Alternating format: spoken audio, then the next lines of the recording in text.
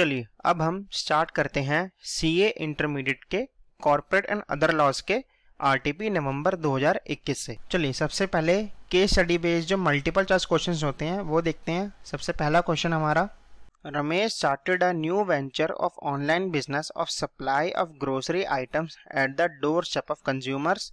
Initially, it was having the area of operations of Jaipur city only. He employed some young boys having their own bikes and allocated the areas which they were accustomed of it for making delivery of the grocery items as per their orders. He also got developed a website and mobile app to receive the orders online. अब एक यहाँ person है रमेश, जिसने जो है grocery items की supply का, grocery items मतलब जो राशन का सामान होता है उनकी सप्लाई का जो है एक ऑनलाइन बिजनेस चालू किया, और उसके लिए रमेश ने जो है एक मोबाइल ऐप और एक वेबसाइट भी बनवाई जिससे जो है उसको ऑनलाइन ऑर्डर्स आए। और शुरू में जो है जो उसके बिजनेस ऑपरेशंस थे वो सिर्फ जयपुर तक ही सीमित थे, और डिलीवरी के लिए उसने जो है कुछ यंग लड़कों को, यंग बॉयज को हायर किया जिनके पास अपनी बाइक्स थी। His friend Sudhanshu, who is a chartered accountant, suggested him to corporatize this business form from proprietorship business to a one person company OPC.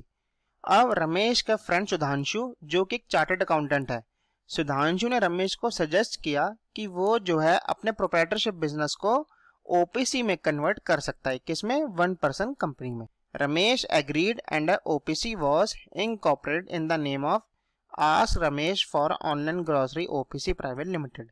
और रमेश जो है इस बात पे मान गया और उसने जो है एक ओपीसी बनाई इस नाम से, फॉर शॉर्ट ओपीसी 1। हम जो है पूरे केस स्टडी में इसको ओपीसी 1 के नाम से रेफर करेंगे। In this OPC Ramesh became the member and director and Sudha the mother of Ramesh was made as nominee. और जो ओपीसी 1 थी इसमें जो रमेश है वो मेंबर बन गया और डायरेक्टर भी बन गया, और सुधा जो रमेश की मदर है उनको एज अ नॉमिनी अपॉइंट किया गया।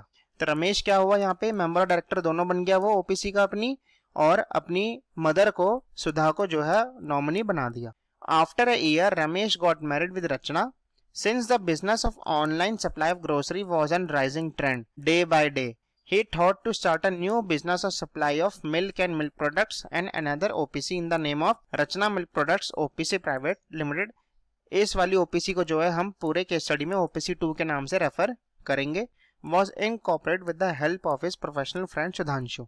अब एक साल बाद रमेश की शादी हो गई रचना से, और जैसे जैसे उसका जो ऑनलाइन ग्रोसरी का बिजनेस था वो बड़े आ रहा था, तो इसलिए इस बात से इंस्पायर्ड होके रमेश ने जो है एक और ओपीसी खोली जिसमें जो है वो मिल्क और मिल्क प्रोडक्ट सप्लाई करेगा।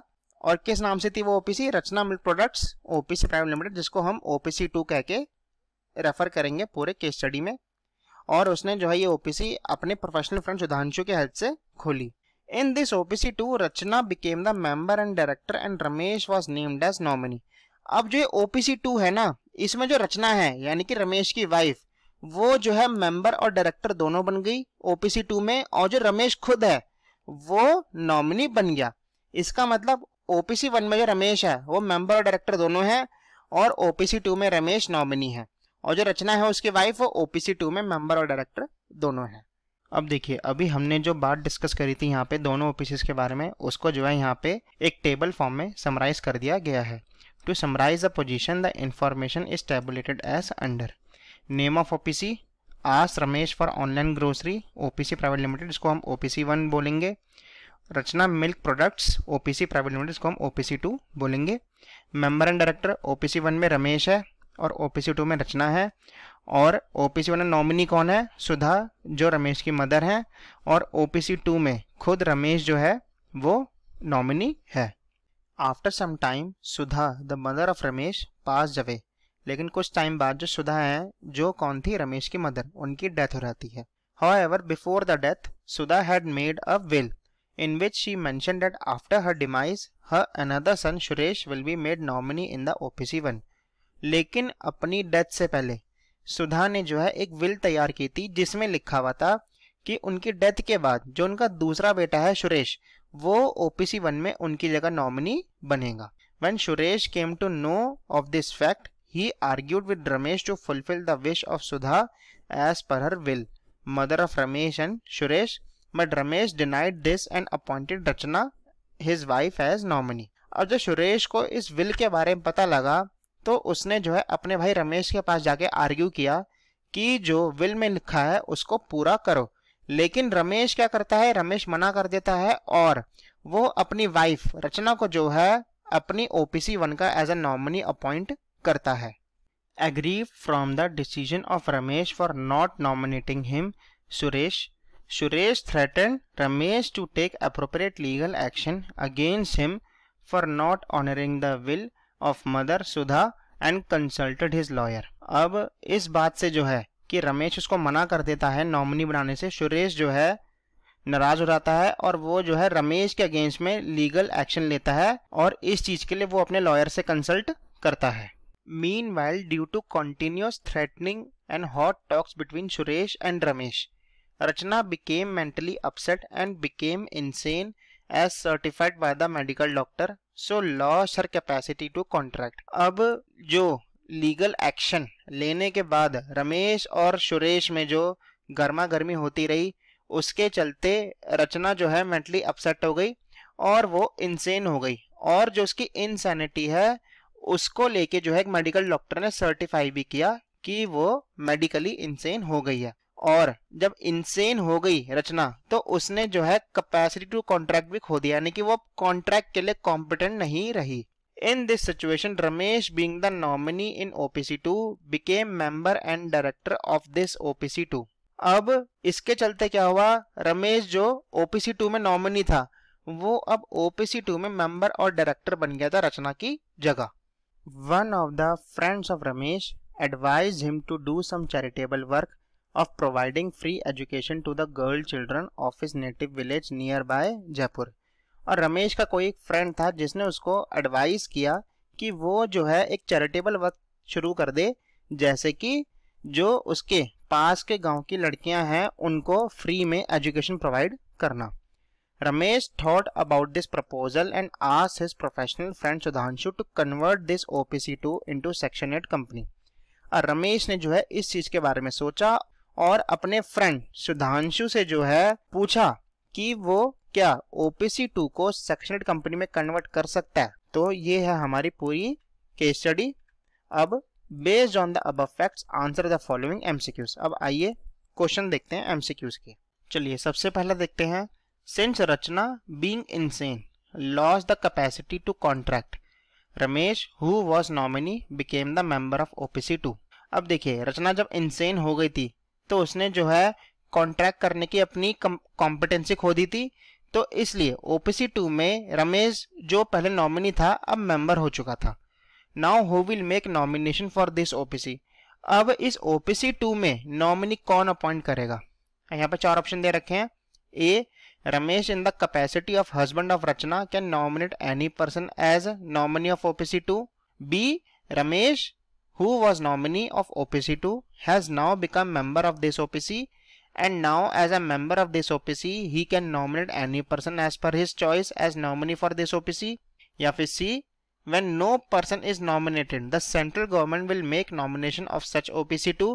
या फिर D, when no person is nominated the registrar shall order the company to be wound up। तो देखिए आप सबको पता ही होगा कंपनीज एक्ट 2013 के हिसाब से OPC में जो मेंबर होता है उसको राइट होता है नॉमिनी को अपॉइंट करने का।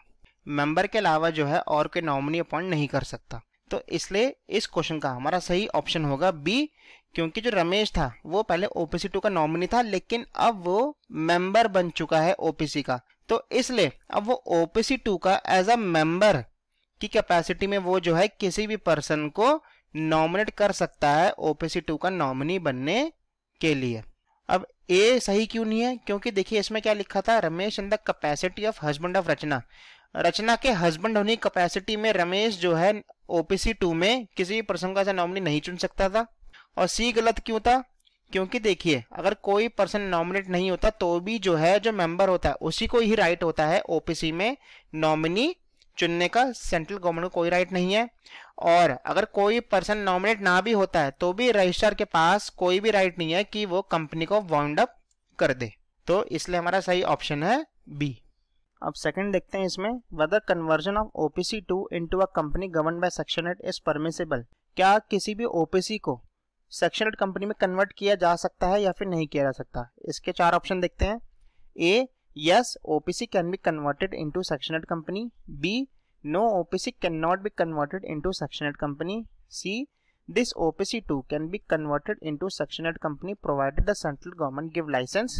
D, providing a free education to girl child do not come under the specified objects mentioned for eligibility incorporation of Section 8 company।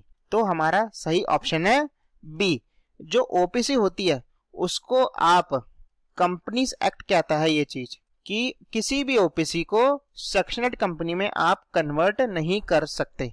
किसी और कंपनी में कन्वर्ट कर दो, लेकिन सेक्शन 8 कंपनी में आप किसी भी ओपीसी को कन्वर्ट नहीं कर सकते। तो इसलिए हमारा सही ऑप्शन बी होगा। तीसरा देखते हैं इसमें, Ramesh is a member in OPC1 and became a member in another OPC2 on 2 April 2020 by virtue of his being a nominee in that OPC2। अब आपको तो ऑलरेडी पता ही था, जब हमने केस स्टडी पढ़ी थी, OPC1 में रमेश ऑलरेडी मेंबर था और OPC2 में जब रचना इनसेन हो गई तो बीइंग अ नॉमिनी वो जो है उस OPC2 में भी मेंबर बन गया रचना की जगह, क्योंकि OPC2 का वो ऑलरेडी नॉमिनी था। Ramesh shall by what date meet the eligibility criteria that an individual can be an member in only one OPC। अब क्या पूछेगा हमसे यहाँ पे, देखिए कंपनीज एक्ट 2013 के हिसाब से जो एक पर्सन होता है वो एक सिंगल OPC में क्या हो सकता है, मेंबर हो सकता है, और एक दूसरी OPC में नॉमिनी हो सकता है। जो सेम पर्सन है वो एक सेम OPC में मेंबर और नॉमिनी दोनों नहीं हो सकता। तो पर्सन जो है एक OPC में मेंबर हो सकता है तो दूसरी OPC में वो नॉमिनी हो सकता है, और अगर एक OPC में नॉमिनी है तो दूसरी OPC में मेंबर हो सकता है। अब यहाँ पर देखा जाए तो 2 अप्रैल को रमेश जो था वो OPC1 में और OPC2 दोनों में जो है मेंबर बन चुका था। OPC1 में तो पहले से था, लेकिन OPC2 में वो बाद में रचना के बाद बना। अब यहाँ पर पूछा गया है कि कितने दिन बाद उसको जो है ये चेंजेस करने पड़ेंगे कि वो एक ही OPC में मेंबर रहेगा। तो देखिए अगर कोई पर्सन है, सेम पर्सन, और ऐसी सिचुएशन आ जाए कि वो जो है एक से ज्यादा OPC में या तो मेंबर हो जाए या फिर नॉमिनी हो जाए, तो अगर सेम पर्सन एक से ज्यादा OPC में मेंबर या नॉमिनी हो जाए, फिर जो है उसको ऐसी सिचुएशन को रेक्टिफाई करने के लिए जो है 182 डेज का टाइम मिलता है। उसको 182 डेज बाद जो है किसी एक OPC को चुनना होता है जिसमें वो मेंबर रहेगा या फिर जिसमें वो नॉमिनी रहेगा। तो अब यहाँ पर जो रमेश है वो OPC1 और OPC2 दोनों में मेंबर बन जाता है 2 अप्रैल 2020 को। तो उसके पास जो है 29 सितंबर 2020 यहाँ तक का समय है कि वो जो है OPC2 में या तो मेंबर रहे या फिर OPC1 में मेंबर रहे। तो हमारा सही ऑप्शन होगा डी। इसका 4th पार्ट देखते हैं। After the demise of Sudha the mother of Ramesh, Rachna was nominated by Ramesh for OPC1 as nominee. अब केस स्टडी पढ़ते वक्त हमें पता लगा था कि जो सुधा है, जो रमेश की मदर थी, उनकी डेथ हो जाती है, तो फिर OPC1 में जो है रचना को नॉमिनी बना दिया जाता है रमेश के द्वारा। But now Rachna has become insane, so what recourse you will suggest to Ramesh. अब रचना जो है वो इनसेन हो गई थी, यानी कि इनकॉम्पिटेंट टू कॉन्ट्रैक्ट हो गई थी। तो अब रमेश के लिए आप क्या सजेस्ट करोगे? 4 ऑप्शन दे रखे हैं यहाँ पे। A, Ramesh is required to nominate another person as nominee. B, Ramesh should wait till Rachana becomes good for her health and able to have the capacity to contract. C, although Rachana has become insane, but if she is able to sign her nomination in OPC1 may continue. या फिर D, Sudhanshu, the chartered accountant who helped in incorporation of OPC1 may act as legal consultant on behalf of Rachana। तो इसका हमारा सही answer होगा A। अब रचना जब insane हो गई है तो फिर रमेश को जो है OPC1 में किसी और को एज ए नॉमिनी अपॉइंट करना पड़ेगा। वो जो है ये नहीं वेट कर सकता कि रचना जब ठीक हो जाए तब जो है वो जब कॉम्पिटेंट टू कॉन्ट्रैक्ट हो जाए तब उसको नॉमिनी बनाए, तब तक वो नॉमिनी की पोस्ट खाली नहीं रख सकता। उसको जो है किसी और पर्सन को एज अ नॉमिनी अपॉइंट करना पड़ेगा, और वो अपने फ्रेंड सुधांशु को, जो कि चार्टर्ड अकाउंटेंट है, उसको नॉमिनी के पोस्ट पर एज अ लीगल कंसल्टेंट नहीं बिठा सकता। तो इसलिए हमारा सही ऑप्शन होगा ए। चलिए केस स्टडी बेस्ड एमसीक्यू में हम अपना दूसरा क्वेश्चन देखते हैं।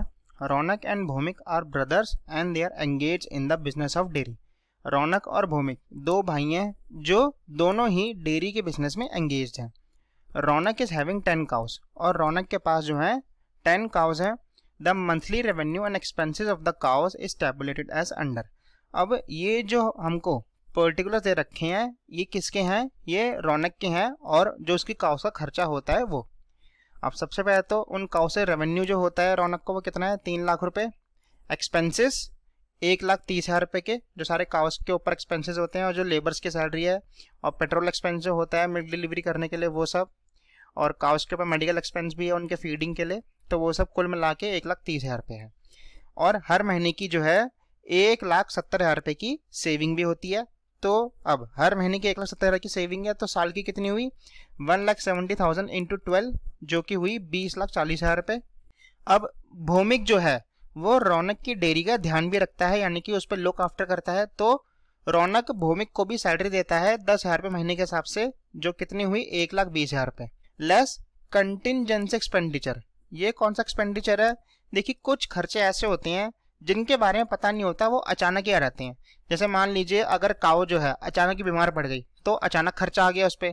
और भी खर्चे हो सकते हैं। तो ऐसे खर्चे जो अचानक आ जाते हैं, जिनके बारे में पता नहीं होता, उनको हम बोलते हैं कंटिजेंसी एक्सपेंडिचर, जो अनएक्सपेक्टेडली आ जाते हैं। वो हैं 20,000 रुपये के। तो अब सारे खर्चे वगैरह सब मिलाने के बाद, सब कुछ माइनस करने के बाद जो है नेट रेवेन्यू कितना आया एक साल के बाद? 19 लाख रुपए। अब देखिए, अब यहाँ से जो है हमारी मेन केस स्टडी चालू होती है। अब जो रौनक है, रौनक और भौमिक से जो एक भाई है रौनक, उसका बेटा चिराग जो है वो डेनमार्क में डेयरी साइंस में इंजीनियरिंग कर रहा है, और वो अपने फाइनल ईयर में है। और उसने जो है काफ़ी सारे टेक्निकल एस्पेक्ट सीखे हैं अपने एजुकेशन के दौरान डेयरी बिजनेस के रिगार्डिंग। तो चिराग जो है अपने पेरेंट्स से इंसिस्ट करता है कि वो आए डेनमार्क में 1 साल के लिए, और जो है काफ़ी सारी अच्छी चीज़ें सीख सकते हैं डेयरी बिजनेस को लेके, जो कि रौनक के बिजनेस में उनको हेल्प करेगा।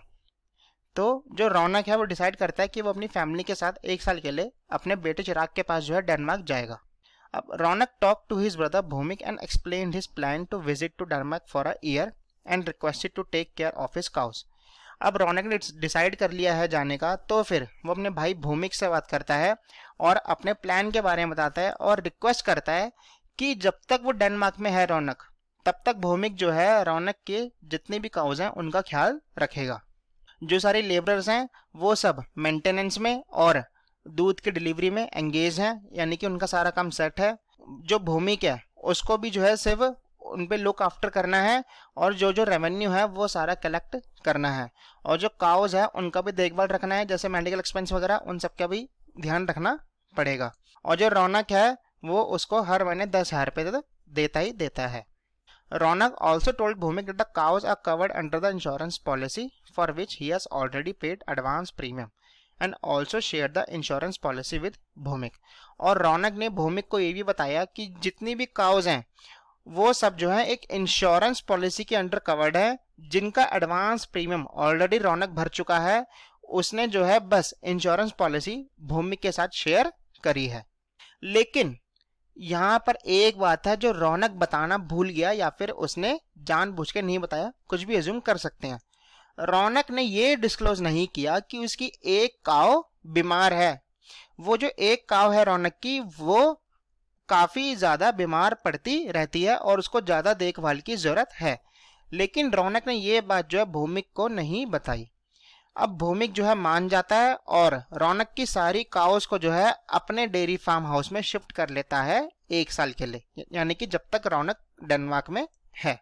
रौनक and his wife went to Denmark to stay with their son and to understand the dairy business there and to visit the near places. और रौनक और उसकी जो वाइफ है वो अपने बेटे के पास डेनमार्क चले जाते हैं 1 साल के लिए। अब देखिए, अब जो रौनक है वो अपनी वाइफ के साथ चला गया डेनमार्क।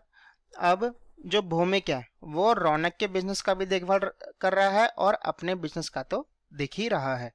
अब उस साल क्या हुआ, रौनक की 2 काउस ने जो है 2 काफ्स को बर्थ दिया। और क्या हुआ, जो रौनक की एक काऊ थी जिसके बारे में रौनक ने नहीं बताया था कि वो बीमार पड़ती रहती है, वो भौमिक की काउस के साथ भी रहती थी, तो इसलिए भौमिक की एक काऊ और रौनक की एक और जो काऊ थी वो दोनों बीमार पड़ गई। जो एक काऊ रौनक की थी वो तो बीमार थी ही, भौमिक की भी एक पड़ गई बीमार और रौनक की एक और बीमार पड़ गई। और इस बीमारी के चलते जो तीनों काउस थी, 2 रौनक की और एक भौमिक की, वो दोनों की डेथ हो गई। अब जब तीनों काउस की डेथ हो गई तो जो भौमिक है वो इंश्योरेंस क्लेम के लिए गया, लेकिन जो इंश्योरेंस कंपनी थी उन्होंने जो है क्लेम पास करने से मना कर दिया। किन रीजंस के चलते? 2 रीजंस थे। एक तो क्या, जो रौनक की एक काऊ थी जो बीमार पड़ती रहती थी वो इंश्योर्ड नहीं थी। दूसरा, जो बाकी 2 काउस थी, दूसरी काऊ एक रौनक की और एक भौमिक की, उनकी जब पोस्टमार्टम रिपोर्ट आई तो ये पता लगा कि इन दोनों काउस की जो डेथ हुई है वो इस काऊ की वजह से हुई है, इस काऊ के क्लोज कांटेक्ट में रहने से हुई है, तभी जो है इन्फेक्शन की वजह से बाकी 2 काउस की डेथ हो गई। तो इसलिए जो इंश्योरेंस कंपनी है उन्होंने क्लेम पास करने से मना कर दिया भौमिक को। अब रौनक जो है इंडिया वापस आ जाता है और वो अपनी काउस को वापस मांगता है। भौमिक जो है सिर्फ 8 काउस ही वापस देता है, लेकिन जो काव्स थे ना, जो यहाँ पे जो काव्स हुए थे उस साल के दौरान, वो वापस नहीं करता Bhowmik. Bhowmik inform Raunak that due to one sick cow of Ronak, his cow also became sick and died and no insurance claim was admitted। और भौमिक रौनक को ये भी इन्फॉर्म करता है कि उसकी बीमार गाय की वजह से जो है उसकी गाय मर गई है और उसको जो है इंश्योरेंस क्लेम भी नहीं मिला इसकी वजह से। तो ये हमारे फैक्ट्स है केस स्टडी के। अब इन फैक्ट्स के बेसिस पे हमको जो है एमसीक्यूज के आंसर करने हैं। तो सबसे पहला क्वेश्चन देखते हैं इसमें, What was the fault on the part of Raunak in this case? रौनक कौन था? बेलर हमारा। अब रौनक की क्या गलती थी? रौनक ने जो है अपनी काऊ की कंटिन्यूस सिकनेस के बारे में इन्फॉर्म नहीं किया था भौमिक को, ये गलती थी रौनक की। क्योंकि देखिए जो इंडियन कॉन्ट्रैक्ट एक्ट 1872 है वो क्या कहता है कि बेलर अगर अपनी कोई भी चीज बेल करता है बेली को, तो बेलर जो है रिस्पॉन्सिबल होता है कि जितनी भी मटीरियल फैक्ट्स हैं उसकी चीज से लेके वो सारी जो है बेली को डिस्क्लोज करनी पड़ती है। अब यहाँ पे जो रौनक है वो अगर अपनी सारी काउज भौमिक को देके जा रहा है देखभाल करने के लिए, तो फिर रौनक की ड्यूटी बनती है एज अ बेलर कि वो जो है अपने काउ की सिकनेस के बारे में भी भौमिक को बताता। तो इसलिए रौनक की गलती है यहाँ पे कि उसने जो है अपनी काउ की कंटिन्यूस सिकनेस के बारे में भौमिक को नहीं बताया। बाकी ऑप्शन भी देख लेते हैं हम। Raunak has not taken the insurance policy of the sick cow, ये इसमें कोई गलती नहीं है उसकी, अगर उसने नहीं ली तो नहीं ली। मेन जो गलती थी वो क्या थी, उसने डिस्क्लोज नहीं की थी ये बात भौमिक को, तो इसलिए इसको हम गलती नहीं मानेंगे रौनक की। Raunak has left the cows to his brothers and went to Denmark to enjoy the travelling and tourism, ये भी गलती नहीं है रौनक की। Raunak before going to Denmark should have sold this sick cow, और रौनक उस सिक काउ को बेचना बेचे वो उसकी मर्जी है, लेकिन अगर वो किसी को अपनी काउस हवाले करके जा रहा है देखभाल करवाने के लिए तो उसकी ड्यूटी बनती है कि जो भी उसकी डीमैरिड्स हैं मैरिड्स हैं उसकी चीज से लेके काउस से लेके वो सारे जो है भौमिक को इन्फॉर्म करता। तो इसलिए हमारा सही आंसर है बी। अब इसमें दूसरा देखते हैं, can Bhaumik claim damages for loss of his cow which died since this cow remain in the close contact of the sick cow of Raunak. अब आपको तो पता ही होगा कि स्टडी में पढ़ा था कि भौमिक की काउ थी उसकी डेथ हो गई थी, किस वजह से? क्योंकि जो भौमिक की काऊ थी वो रौनक की बीमार काऊ के काफी क्लोज कांटेक्ट में थी, इसलिए भौमिक की काऊ की भी डेथ हो गई। तो क्या जो भौमिक है क्या अब वो डैमेजेस क्लेम कर सकता है जो उसकी काऊ की डेथ हुई है? तो जी हाँ, जो भौमिक है वो जो है डैमेजेस क्लेम कर सकता है, और जो रौनक है वो जो है भौमिक की जो काऊ मरी है उसका प्राइस पे करने के लिए भी लाइबल होगा। तो इसका सही आंसर होगा सी, Ronak is liable to pay the price of the deceased cow of Bhumik since this cow died on account close contact of sick cow of Ronak। क्योंकि जो भौमिक की काऊ थी वो रौनक की बीमार काऊ के क्लोज कांटेक्ट में आने से मरी है, तो इसलिए रौनक जो है वो भौमिक की जो डिसीज काऊ है उसका प्राइस पे करने के लाइबल होगा। क्योंकि रौनक की भी गलती थी कि रौनक ने जो है अपनी बीमार काऊ के बारे में भौमिक को डिस्क्लोज नहीं किया था। हाँ, एक बार को रौनक अगर ये चीज डिस्क्लोज कर देता, उसके बाद भी जो है भौमिक अगर उस काव को अपने पास रख लेता, फिर तो जो है भौमिक कुछ क्लेम नहीं कर पाता। लेकिन भौमिक को भी नहीं पता था, तो इसलिए रौनक जो है वो लाइबल होगा भौमिक के डिसीज काव के प्राइस पे करने के लिए। बाकी ऑप्शन भी देख लेते हैं हम। Raunak is not liable for such loss, ऐसा तो बिल्कुल नहीं है, गलत है ये। रौनक जो है लाइबल होगा। Bhowmik should himself take care of his cow. अब देखिए, जब भौमिक को पता ही नहीं था कि वो गाय बीमार है, तो उसने अपने पास से जितनी भी देखभाल करी होगी वो तो करी होगी, लेकिन रौनक को ही बताना चाहिए था कि वो जो काव है उसकी वो ज़्यादा बीमार पड़ती रहती है, तो इसलिए ये भी सही ऑप्शन नहीं है। Bhowmik should be vigilant in taking care of the cows. अब देखिए, जो भौमिक था, जैसे देखभाल करनी चाहिए काउस की उसने वैसी करी। अब बिल्कुल विजिलेंट बन के वो काउस की केयर टेकिंग करता, तो ऐसा तो पॉसिबल नहीं है ना। यानी कि उसने अपने पास से पूरी कोशिश करी थी, अब उसको रौनक ने बताया ही नहीं कि जो उसकी काव है वो ज़्यादा बीमार पड़ती रहती है, तो अगर बता भी देता तो एक बार को भौमिक कर भी सकता था वो। तो इसलिए ये ऑप्शन भी गलत है, हमारा सही ऑप्शन होगा सी। चलिए इसमें तीसरा देखते हैं। Whether Bhowmik is responsible to give delivery of 2 calves which took birth during the year when Raunak was on his tour to Denmark. अब आपको तो पता ही है कि जब रौनक डेनमार्क गया था तो रौनक की 2 काव्स ने जो है 2 काव्स को बर्थ दिया था। तो अब जैसे भौमिक का नुकसान हो गया है, उसकी एक काव मर गई है, तो क्या जो भौमिक है क्या उसको उन 2 काव्स की डिलीवरी देनी चाहिए रौनक को या फिर नहीं देनी चाहिए? तो देखिए, इंडियन कॉन्ट्रैक्ट एक्ट 1872 के हिसाब से अगर जो बेलर है वो बेली को अपना कोई भी सामान देता है और बेलर ने जो सामान दिया है बेली को, उस सामान से या फिर कोई भी उसने चीज दी है उस चीज से जो है और प्रॉफिट होता है बेली को, तो फिर जो प्रॉफिट है ना वो भी बेलर का ही माना जाता है, क्योंकि वो बेलर की दी हुई चीज से प्रॉफिट हुआ है। तो इसलिए जो बेली है वो ड्यूटी बाउंड है, यानी कि उसकी ड्यूटी है ये कि जो भी प्रॉफिट्स हुए हैं बेलर की चीज से, वो जो है बेलर की चीज के साथ साथ जो भी प्रॉफिट्स है सारे वो भी बेलर को वापस करने पड़ेंगे। तब यहाँ पर जो रौनक की 2 काव्स थी उन्होंने 2 काव्स को बर्थ दिया था, तो चाहे भौमिक की काव का नुकसान हो गया है उसके लिए रौनक जो है वो प्राइस पे करेगा, लेकिन रौनक को जो 2 काव्स हुए थे उसकी 2 काव्स के द्वारा, तो वो भी तो उसके लिए प्रॉफिट ही है एक, तो इसलिए भौमिक को वो जो है 2 काव्स वापस करने पड़ेंगे। तो इसलिए हमारा सही ऑप्शन होगा B, Bhowmik is duty bound to hand over the delivery of 2 cows. जो भौमिक है उसकी ड्यूटी है, वो ड्यूटी बाउंड है कि 2 काव्स की उसको डिलीवरी देनी पड़ेगी रौनक को। बाकी ऑप्शन भी चेक कर लेते हैं हम। Bhowmik is not bound to give delivery of 2 cows since he has already lost his own cow due to mistake of not disclosing the sickness of रौनक's cow by him। यानी कि रौनक, तो चाहे रौनक की गलती हो तो उसके लिए रौनक पे करेगा भौमिक की काव का प्राइस, लेकिन ऐसा नहीं है कि भौमिक जो है उसकी 2 काव्स की डिलीवरी नहीं देगा, भौमिक को जो है देनी पड़ेगी डिलीवरी। तो ये ऑप्शन गलत है। C, Raunak should not insist for delivery of the calves. Raunak क्यों ना करे, क्योंकि उसके काव के काव्स हैं तो वो तो मांगेगा ही, तो इसलिए ये ऑप्शन भी गलत है। Bhaumik can keep the calves with him as the calves are born when the calves were in Bhaumik's custody. अब चाहे भौमिक की कस्टडी में ही थी लेकिन वो थी रौनक की काव, तो इसलिए जो रौनक की काव है और जो उनके काव्स हुए हैं वो भी सब रौनक के ही हैं, तो इसलिए भौमिक को जो है वो दोनों काव्स जो हैं वो रौनक को देने पड़ेंगे, तो इसलिए ये ऑप्शन भी गलत है, हमारा सही ऑप्शन होगा बी। चलिए इसमें 4th देखते हैं अब। Bhowmik returns only 8 cows since 2 cows of Raunak died.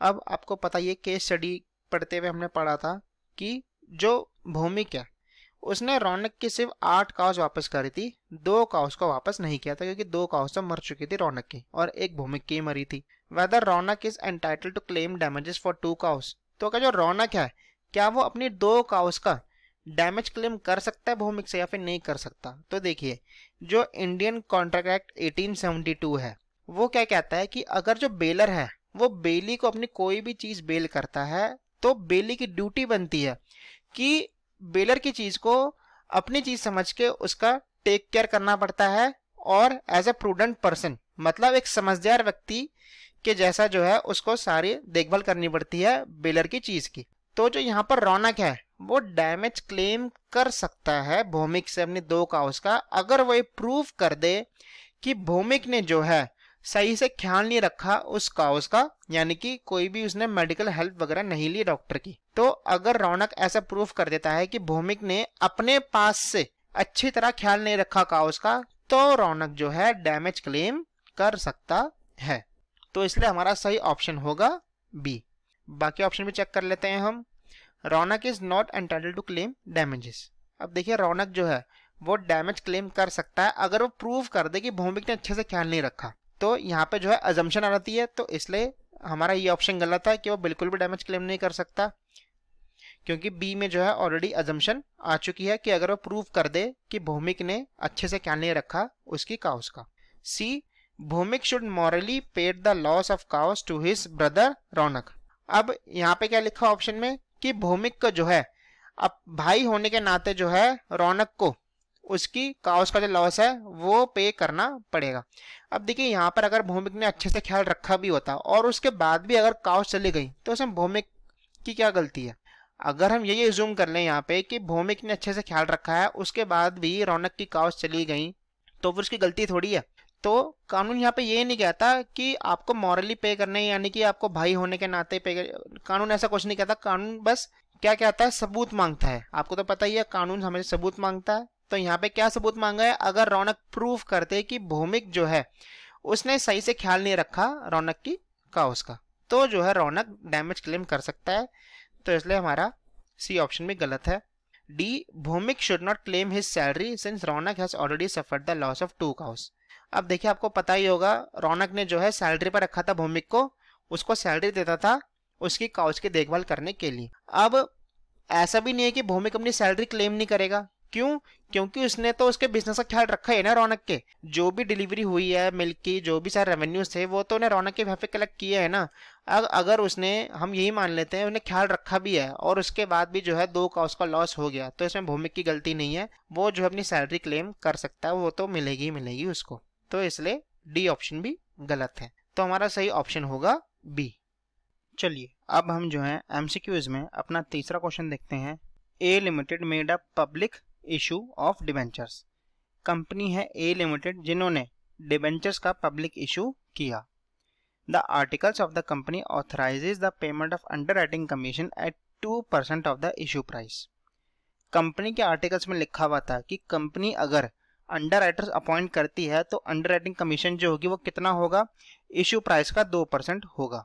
The company has negotiated with the proposed underwriters Gamma Brokers and has finalized the rate at 2.25%। अब कंपनी ने जो है अपने डिबेंचर्स के लिए एक अंडरराइटर अपॉइंट किया और उनसे नेगोशिएशन किया, किनसे, गामा ब्रोकर से, जिनको अंडरराइटर्स अपॉइंट किया कि जो फाइनल उनका कमीशन होगा कितने रेट पर होगा, 2.25% पे। और आर्टिकल में कितना था, 2%। The amount that the company is eligible to pay as underwriting commission is, अब कंपनी जो है कितना अंडरराइटिंग कमीशन पे कर सकती है।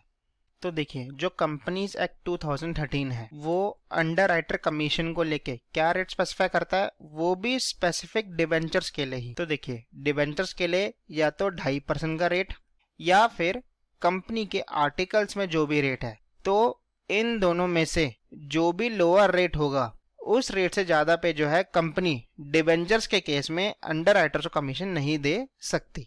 और अगर शेयर्स की बात करें, मान लीजिए अगर डिबेंचर्स के अगर शेयर इशू कर रहे हो तो ये जो रेट है ये 5% हो जाएगा आपका, या फिर आर्टिकल्स का रेट, दोनों में से जो भी लोअर होगा। अब क्वेश्चन में कंपनी के आर्टिकल्स में जो अंडरराइटिंग कमीशन का रेट था वो था 2% का, लेकिन कंपनी जो है गामा ब्रोकर से कितना रेट फाइनलाइज करती है, 2.25% का।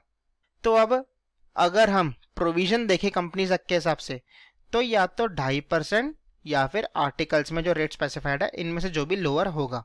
तो हम जो है 2.5% लेंगे और यहाँ क्वेश्चन में कंपनी का क्या रेट है आर्टिकल्स में 2% का, तो इन दोनों में से कौन सा लोअर है, 2% का।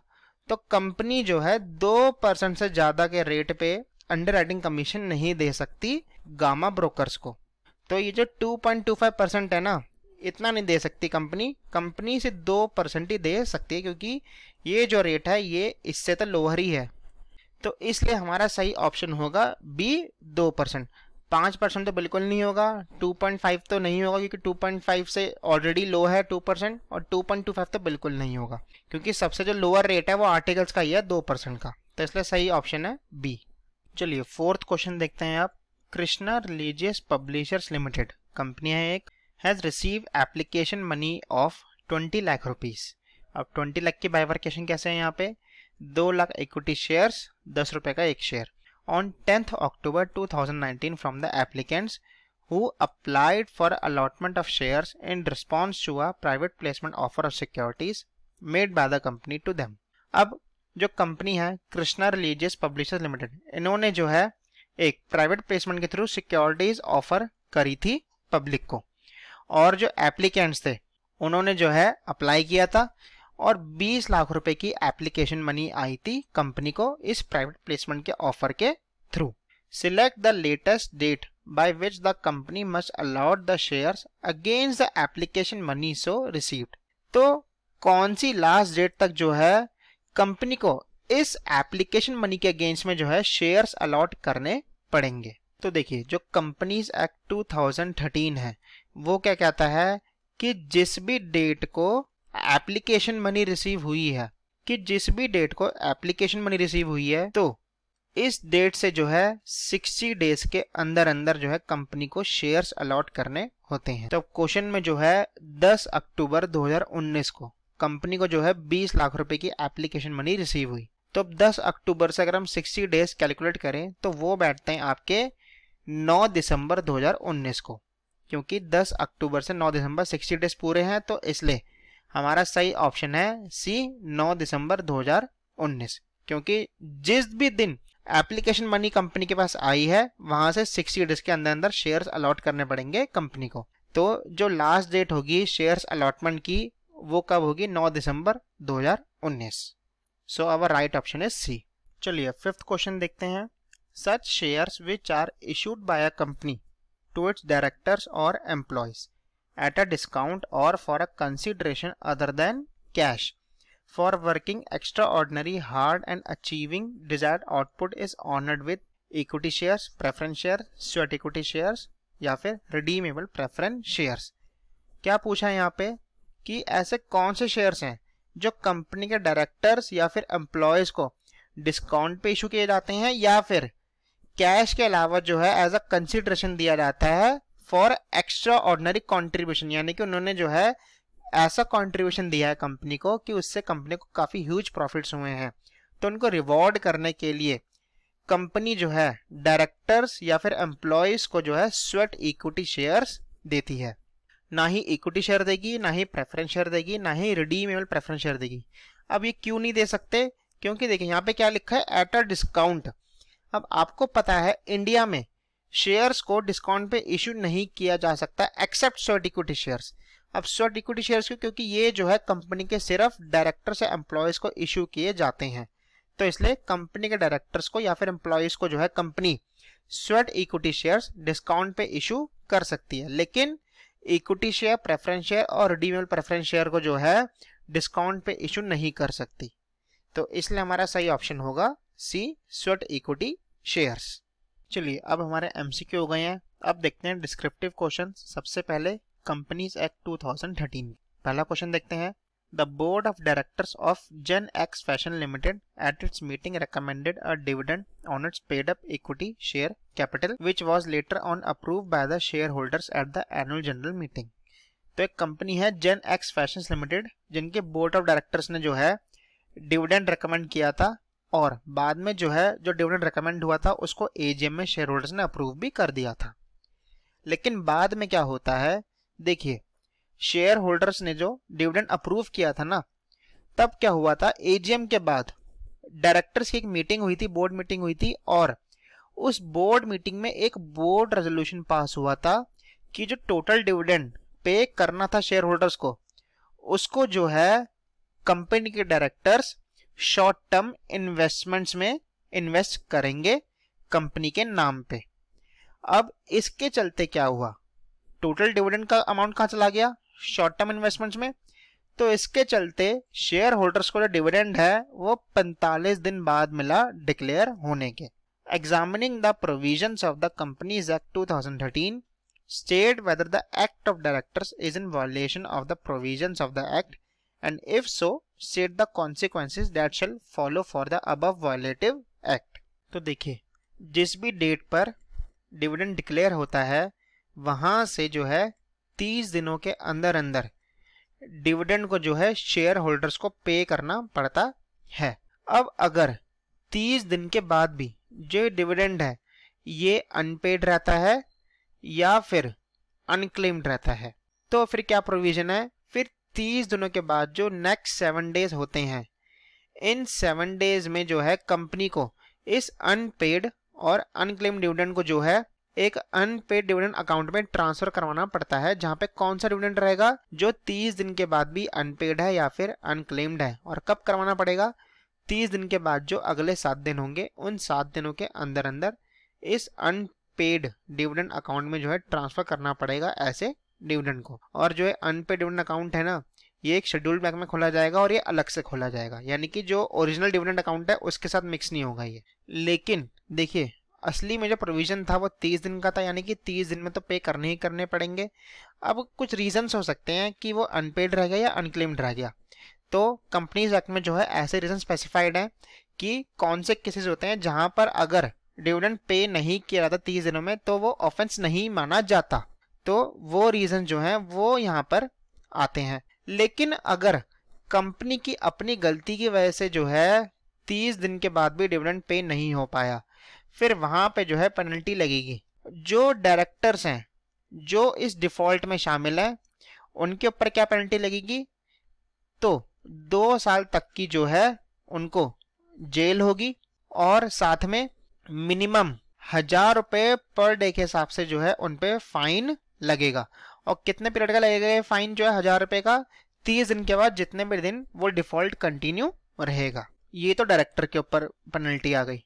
कंपनी के ऊपर ही पेनल्टी है, 30 दिन के बाद जितने भी दिन डिले हुआ है डिविडेंड को देना, तो उतने दिन का जो है 18% इंटरेस्ट रेट के हिसाब से जो है डिविडेंड देना पड़ेगा कंपनी को, यानी कि डिविडेंड का अमाउंट तो देना ही पड़ेगा, उस पर 18% का इंटरेस्ट रेट भी देना पड़ेगा।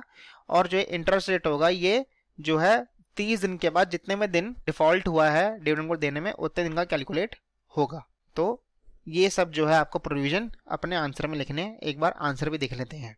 तो सबसे पहले आपको जो है सेक्शन 124 में जो लिखा हुआ है वो आपको कोड करना पड़ेगा। वही लिखा हुआ है कि अगर जो डिविडेंड है वो जब डिक्लेयर होता है तो 30 दिन के अंदर अंदर जो है उसको पे करना होता है। अगर नहीं होता है 30 दिन के अंदर भी, यानी कि वो अनपेड रहता है या फिर अनक्लेम्ड रहता है, तो 30 दिन के बाद जो 7 दिन होंगे उसमें जो है अनपेड डिविडेंड अकाउंट में जो है अनपेड या अनक्लेम्ड डिविडेंड को ट्रांसफर करना होता है। Transfer the total amount of dividend which remains unpaid or unclaimed to a special account to be open by the company in any scheduled bank to be called unpaid dividend account. और section 127 में जो है आपकी penalty दे रखी है कि अगर dividend 30 दिन के बाद भी पे नहीं होता तो फिर जो कंपनी के डायरेक्टर्स इन डिफॉल्ट हैं उनके ऊपर जो है पनिशमेंट आ जाएगी। ये जो है हमारे क्वेश्चन के फैक्ट्स लिखे हुए हैं सारे, और यहाँ से जो है आपका कंक्लूजन चालू होगा। अब कंक्लूजन सबसे पहले क्या आएगा कि जब डिविडेंड पे नहीं हुआ था 30 दिनों के अंदर अंदर भी, तो फिर कंपनी की जिम्मेदारी थी कि 30 दिन के बाद जो 7 दिन होते हैं उन 7 दिनों में जो अनपेड या अनक्लेम्ड डिविडेंड था उसको अनपेड डिविडेंड अकाउंट में ट्रांसफर करना पड़ेगा। इसको जो है आप लोग एक बार रीड कर लेना। फिर दूसरे में क्या है, अब जो 45 दिन बाद पे हुआ था डिविडेंड जिसको 30 दिन में पे होना चाहिए था, वो डायरेक्टर्स की गलती थी क्योंकि उन्होंने जो है टोटल डिविडेंड के अमाउंट को शॉर्ट टर्म इन्वेस्टमेंट्स में लगा दिया था, तो इसलिए जो है डिले हो गया था डिविडेंड पे करने में। तो इसके लिए अब उनको कॉन्सिक्वेंसेस भी सहने पड़ेंगे इस वायलेशन के। कॉन्सिक्वेंसेस क्या थे, every director of the company if he is knowingly a party to a default punishable with maximum imprisonment of 2 years 2 साल तक की जेल, और साथ में जो है मिनिमम 1000 रुपीज का पर डे के हिसाब से फाइन भी लगेगा। कब तक लगेगा, जब तक जो है डिले रहेगा वो। और कंपनी के ऊपर क्या थी पेनल्टी, जितना भी डिलेड पीरियड था डिविडेंड को पे करने का उतने पीरियड का जो है 18% के हिसाब से जो है इंटरेस्ट रेट भी देना पड़ेगा डिविडेंड के ऊपर। Pay simple interest at the rate of 18% per annum during the period for which such default continues. चलिए सेकंड क्वेश्चन देखते हैं अब। The board of directors of Moonlight Limited a listed company appointed mister Teja chartered accountant as its first auditor within 30 days of the registration of the company to hold office from the date of incorporation to conclusion of the first annual general meeting। अब एक company है moonlight limited जो कि listed company है और उसके board of directors ने mister Teja को अपना पहला ऑडिटर अपॉइंट किया है और कितने डेज में अपॉइंट किया था, विद इन 30 डेज में अपॉइंट कर दिया था इनकॉर्पोरेशन से। और वो ये चाहते हैं कि वो जो ऑफिस हैं वो इनकॉर्पोरेशन की डेट से लेके उनकी फर्स्ट एजीएम के कंक्लूजन तक, यानी कि फर्स्ट एजीएम जब तक खत्म होगी तब तक वो एज अ फर्स्ट ऑडिटर उनकी कंपनी में रहे।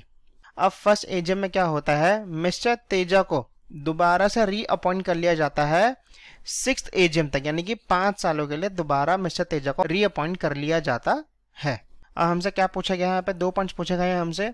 Appointment of mister Teja by the board of directors, reappointment of mister Teja at the first AGM in the above situation. इन दोनों की जो है हमसे वैलिडिटी पूछी गई है, क्या जो ये अपॉइंटमेंट्स हैं वैलिड हैं या फिर नहीं है कंपनीज एक्ट के हिसाब से। तो अपॉइंटमेंट और रीअपॉइंटमेंट दोनों चीज़ें वैलिड है। कैसे, कंपनीज एक्ट 2013 का जो सेक्शन 139 है उसके हिसाब से वो क्या कहता है सेक्शन, कि जो फर्स्ट ऑडिटर होता है कंपनी का उसको जो है कंपनी के बोर्ड ऑफ डायरेक्टर्स को within 30 days from the date of registration या फिर इनकॉर्पोरेशन, कुछ भी बोलिए, तो जब भी कंपनी इनकॉर्पोरेट हुई है वहां से 30 दिनों के अंदर अंदर जो है फर्स्ट ऑडिटर को अपॉइंट करना होता है बोर्ड ऑफ डायरेक्टर्स को।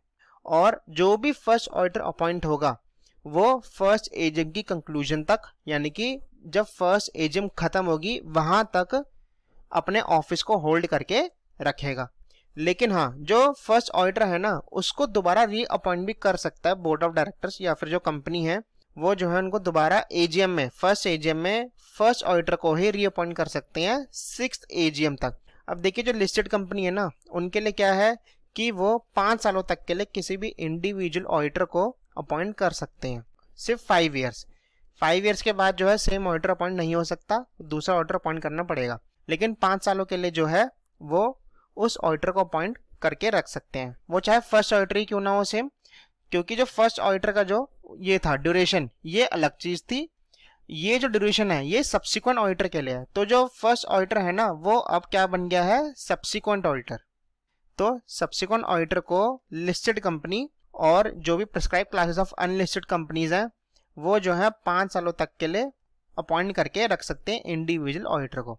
फर्म होती है तो 10 साल का पीरियड हो जाता है ये, लेकिन यहाँ पे इंडिविजुअल है मिस्टर तेजा तो इसलिए 5 सालों के लिए। तो जो यहाँ पे रीअपॉइंटमेंट किया है कंपनी ने एजीएम में 6th एजीएम तक के लिए वो भी बिल्कुल वैलिड है। तो हमको यहाँ पर जो है ये सारे जो सेक्शन 113 के प्रोविजन ऑफ फर्स्ट ऑडिटर को लेके और सब्सिक्वेंट ऑडिटर को लेके ये लिखने हैं। आइए एक बार आंसर चेक कर लेते हैं इसका। एज पर section 139 subsection 6 of the companies act 2013, first auditor of a company other than a government company, government company के अलावा जो दूसरी कंपनीज के फर्स्ट ऑडिटर होते हैं उनको जो है बोर्ड ऑफ डायरेक्टर्स अपॉइंट करते हैं डेट ऑफ रजिस्ट्रेशन से 30 दिनों के अंदर अंदर, और वो जो है फर्स्ट एजीएम की कंक्लूजन तक ऑफिस होल्ड करके रखते हैं। ये आपका हो गया पहला प्रोविजन। दूसरा, वेयर एज सेक्शन 139 सबसेक्शन 1 क्या कहता है इसका, every company shall at the first annual general meeting appoint an individual और a firm as an auditor of the company who shall hold the office from the conclusion of first AGM till the conclusion of its 6th AGM, thereafter till the conclusion of every 6th AGM। तो जहाँ पर first AGM खत्म होगी वहाँ से जो है appoint होगा जो सब्सिक्वेंट ऑडिटर होगा, और कब तक रह सकता है वो 6th एजीएम की कंक्लूजन तक। तो ये जो पीरियड है पूरे 5 साल का हो गया, और उसके बाद जो है हर 6th एजीएम में जो है वो होल्ड करके रख सकता है ऑफिस। ये हो गया आपका दूसरा प्रोविजन। अब एक और है यहाँ पे section 139 subsection 2, no listed company or a company belonging to such class or classes of companies as may be prescribed shall appoint or reappoint an individual as auditor for more than one term of 5 consecutive years। तो वही same बातें हम discuss करी थी question में कि जो भी लिस्टेड कंपनीज हैं और जो भी प्रिस्क्राइब क्लास ऑफ कंपनीज हैं दूसरी, तो उनको जो है अलाउड नहीं है कि वो किसी भी इंडिविजुअल ऑडिटर को अपॉइंट या फिर रीअपॉइंट करे 5 साल से ज़्यादा के लिए, यानी कि लगातार 5 साल तक के लिए वो अपॉइंट कर सकते हैं।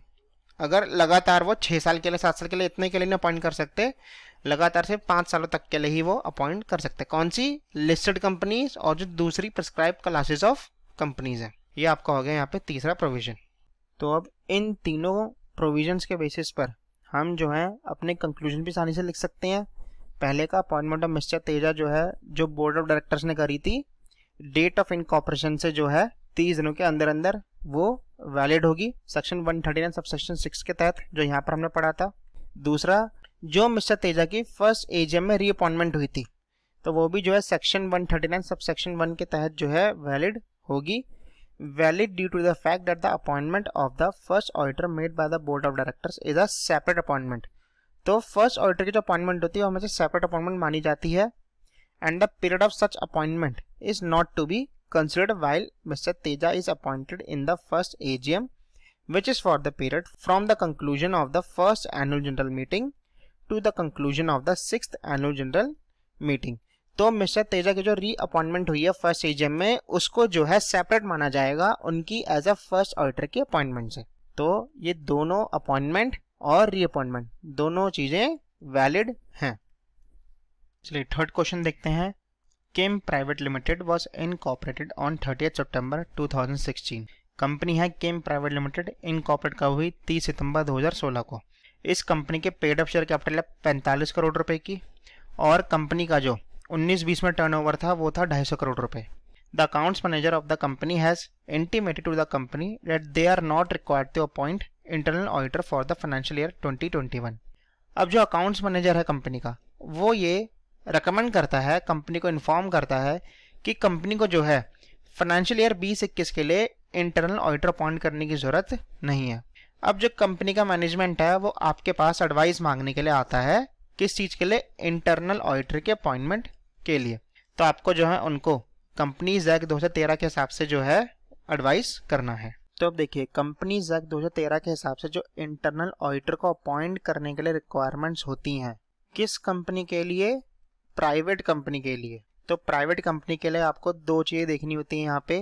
प्रीसीडिंग फाइनेंशियल ईयर में या तो उनका जो टर्नओवर है वो कम से कम 200 करोड़ रुपए हो या फिर उससे ऊपर भी हो सकता है, या फिर प्रीसीडिंग फाइनेंशियल ईयर में किसी भी पॉइंट ऑफ टाइम पे, eight any point of time, company के जो आउटस्टैंडिंग लोन्स हैं या फिर जो भी उनकी बोरोविंग्स हैं, किससे? बैंक से या फिर कोई भी पब्लिक फाइनेंशियल इंस्टीट्यूशन है, उनसे जो भी आउटस्टैंडिंग लोन या फिर बोरोविंग्स है कोई भी, वो कम से कम 100 करोड़ रुपए या फिर उससे ऊपर हो किसी भी पॉइंट ऑफ टाइम पे।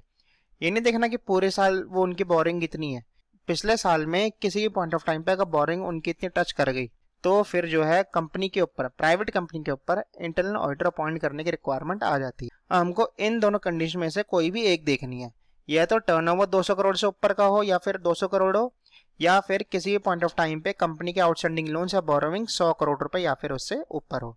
अब हमको क्वेश्चन में जो है आउटस्टैंडिंग लोन्स या फिर बोरोविंग्स के बारे में कोई इन्फॉर्मेशन नहीं दे रखी। इन्फॉर्मेशन जो दे रखी है वो किस चीज की दे रखी है? पेड अप शेयर कैपिटल की और टर्नओवर की। अब यहाँ पर पेड अप शेयर कैपिटल तो हम देखेंगे नहीं इंटरनल ऑडिटर को अपॉइंट करने के लिए, क्योंकि उसका प्रोविजन है ही नहीं प्राइवेट कंपनी के लिए, तो इसलिए हम देखेंगे टर्नओवर।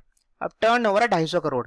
अब 250 करोड़ का टर्नओवर है, इसका मतलब 200 करोड़ से ऊपर ही है टर्नओवर। तो इसलिए जो प्राइवेट कंपनी है कौन सी? केम प्राइवेट लिमिटेड, इनको जो है इंटरनल ऑडिटर अपॉइंट करना पड़ेगा। तो जो उनका अकाउंट्स मैनेजर कह रहा है कि अपॉइंट करने की जरूरत नहीं है, वो बिल्कुल गलत है। आपको मैनेजमेंट को यही एडवाइस करना है कि फाइनेंशियल ईयर 2021 के लिए कंपनी को इंटरनल ऑडिटर अपॉइंट करने की रिक्वायरमेंट है। एक बार आंसर भी देख लेते हैं इसका। सेक्शन 138 है आपका कंपनीज एक्ट 2013 का, जो प्राइवेट कंपनी के लिए क्या कहता है इंटरनल ऑडिटर के रिक्वायरमेंट के लिए? Turnover of 200 crore rupees or more during the preceding financial year, or outstanding loans of borrowings from banks or public financial institutions exceeding 100 crore rupees or more at any point of time during the preceding financial year. तो ये तो पूरे साल में होना चाहिए 200 करोड़ से ऊपर या फिर 200 करोड़ रुपए, और जो 100 करोड़ रुपए है ये किसी पॉइंट ऑफ टाइम पे अगर हो गया तो जो है इंटरनल ऑडिटर अपॉइंट करने की रिक्वायरमेंट आ जाती है। Shall be required to appoint an internal auditor which may be either an individual और अ पार्टनरशिप फर्म और अ बॉडी कॉर्पोरेट। तो जो इंटरनल ऑडिटर है वो या तो कोई भी इंडिविजुअल हो सकता है, कोई भी पार्टनरशिप फर्म या फिर कोई भी बॉडी कॉर्पोरेट। एक बात ध्यान रखनी है, जो स्टैट्यूटरी ऑडिटर होता है वो कोई बॉडी कॉर्पोरेट नहीं होती, वो या तो इंडिविजुअल होगा या फिर कोई भी पार्टनरशिप फर्म या एलएलपी फर्म होगी, लेकिन इंटरनल ऑडिटर पे कोई ऐसी रिस्ट्रिक्शन नहीं है। इन the given question the company has a paid up capital of 45 crore rupees और टर्नओवर ऑफ 250 करोड़ रुपए। कौन से फाइनेंशियल ईयर के लिए? 19-20 के लिए। तो ऑब्वियस जब 19-20 में 250 करोड़ हो गया तो 20-21 के लिए अपना पे जो रिक्वायरमेंट है वो आ गई इंटरनल ऑडिटर को अपॉइंट करने के लिए। The company is fulfilling the criteria of turnover that is more than 200 crore rupees. Hence, it is required to appoint an internal auditor for the financial year 2021। चलिए fourth question देखते हैं आप। Define the term charge and also explain what is the punishment for default with respect to registration of charge as per the provisions of the Companies Act 2013। तो charge के definition पूछे हमसे यहाँ पे, और क्या पूछा है कि जब भी चार्ज रजिस्टर्ड होता है तो उसके रिगार्डिंग अगर कोई भी डिफॉल्ट होगा तो फिर क्या पनिशमेंट लगेगी कंपनी के ऊपर और ऑफिसर के ऊपर। आइए देखते हैं। तो सबसे पहले तो चार्ज क्या होता है। चार्ज क्या होता है, कंपनी के अगर कोई भी एसेट है या फिर कोई भी प्रॉपर्टी है तो कंपनी जो है अगर इसके अगेंस्ट में कोई भी लोन लेती है किसी से भी, तो इस प्रॉपर्टी या फिर इस एसेट्स पर जो है एक इंटरेस्ट या फिर एक लियन, राइट ऑफ लियन जो है वो चढ़ जाता है। तो इस इंटरेस्ट या फिर लियन को हम जो है चार्ज बोलेंगे। चार्ज हमेशा तभी लगेगा कंपनी के एसेट्स या प्रॉपर्टी पर जब कंपनी जो है उसके अगेंस्ट में लोन लेगी, तो इसको हम बोलते हैं चार्ज। और इस चार्ज को जो है रजिस्टर्ड भी करवाना पड़ता है कंपनी को। तो अब अगर चार्ज के रजिस्ट्रेशन के टाइम पे अगर कंपनी कोई भी डिफॉल्ट करती है तो कंपनी के ऊपर तो पेनल्टी लगेगी जो होगी 5 लाख रुपए की, और जो भी ऑफिसर्स इन डिफॉल्ट होंगे, मतलब जो इस डिफॉल्ट में शामिल होंगे, उनके ऊपर सीधा सीधा जो है स्ट्रेट अवे 50,000 रुपीज की पेनल्टी लगेगी। कंपनी के ऊपर स्ट्रेट अवे 5 लाख रुपए की पेनल्टी, और जो ऑफिसर इन डिफॉल्ट होंगे उनके ऊपर स्ट्रेट अवे 50,000 रुपए की पेनल्टी लगेगी। और ऑफिसर्स के ऊपर एक और बात बोली गई है कि अगर इन्होंने रजिस्ट्रेशन के समय, चार्ज के रजिस्ट्रेशन के समय अगर कोई भी जो है फॉल्स इंफॉर्मेशन प्रोवाइड करी किसको, आरओसी को, तो फिर सेक्शन 447 जो कि फ्रॉड का सेक्शन होता है उसके तहत भी जो है इन पे पेनल्टी लगेगी। तो आइए एक बार इसका आंसर भी चेक कर लेते हैं हम। तो चार्ज को कहाँ डिफाइन किया गया है, कंपनीज एक्ट के सेक्शन 2 क्लॉज 16 में, एन इंटरेस्ट और लियन क्रिएटेड ऑन द प्रॉपर्टी और एसेट्स ऑफ अ कंपनी और एनी ऑफ इट्स अंडरटेकिंग्स और बोथ है security and includes a mortgage. Charge में जो है मॉर्गेज को भी इंक्लूड किया जाता है। पनिशमेंट फॉर कॉन्ट्रावेंशन सेक्शन 86 में जो है पनिशमेंट दे रखी है। If any company is in default in complying with any of the provisions of this chapter, यानी कि कौन सा चैप्टर, चार्ज का चैप्टर है ये, the company shall be liable to a penalty of 5 lakh rupees and every officer of the company who is in default shall be liable to a penalty of 50,000 rupees। Company के ऊपर straight away 5 lakh रुपए और officer in default के ऊपर straight away 50,000 rupees. Further if any person wilfully furnishes any false और incorrect information और knowingly suppresses any material information which is required to be registered under section 77, तो 77 के under जो है चार्ज को registered करवाना पड़ता है।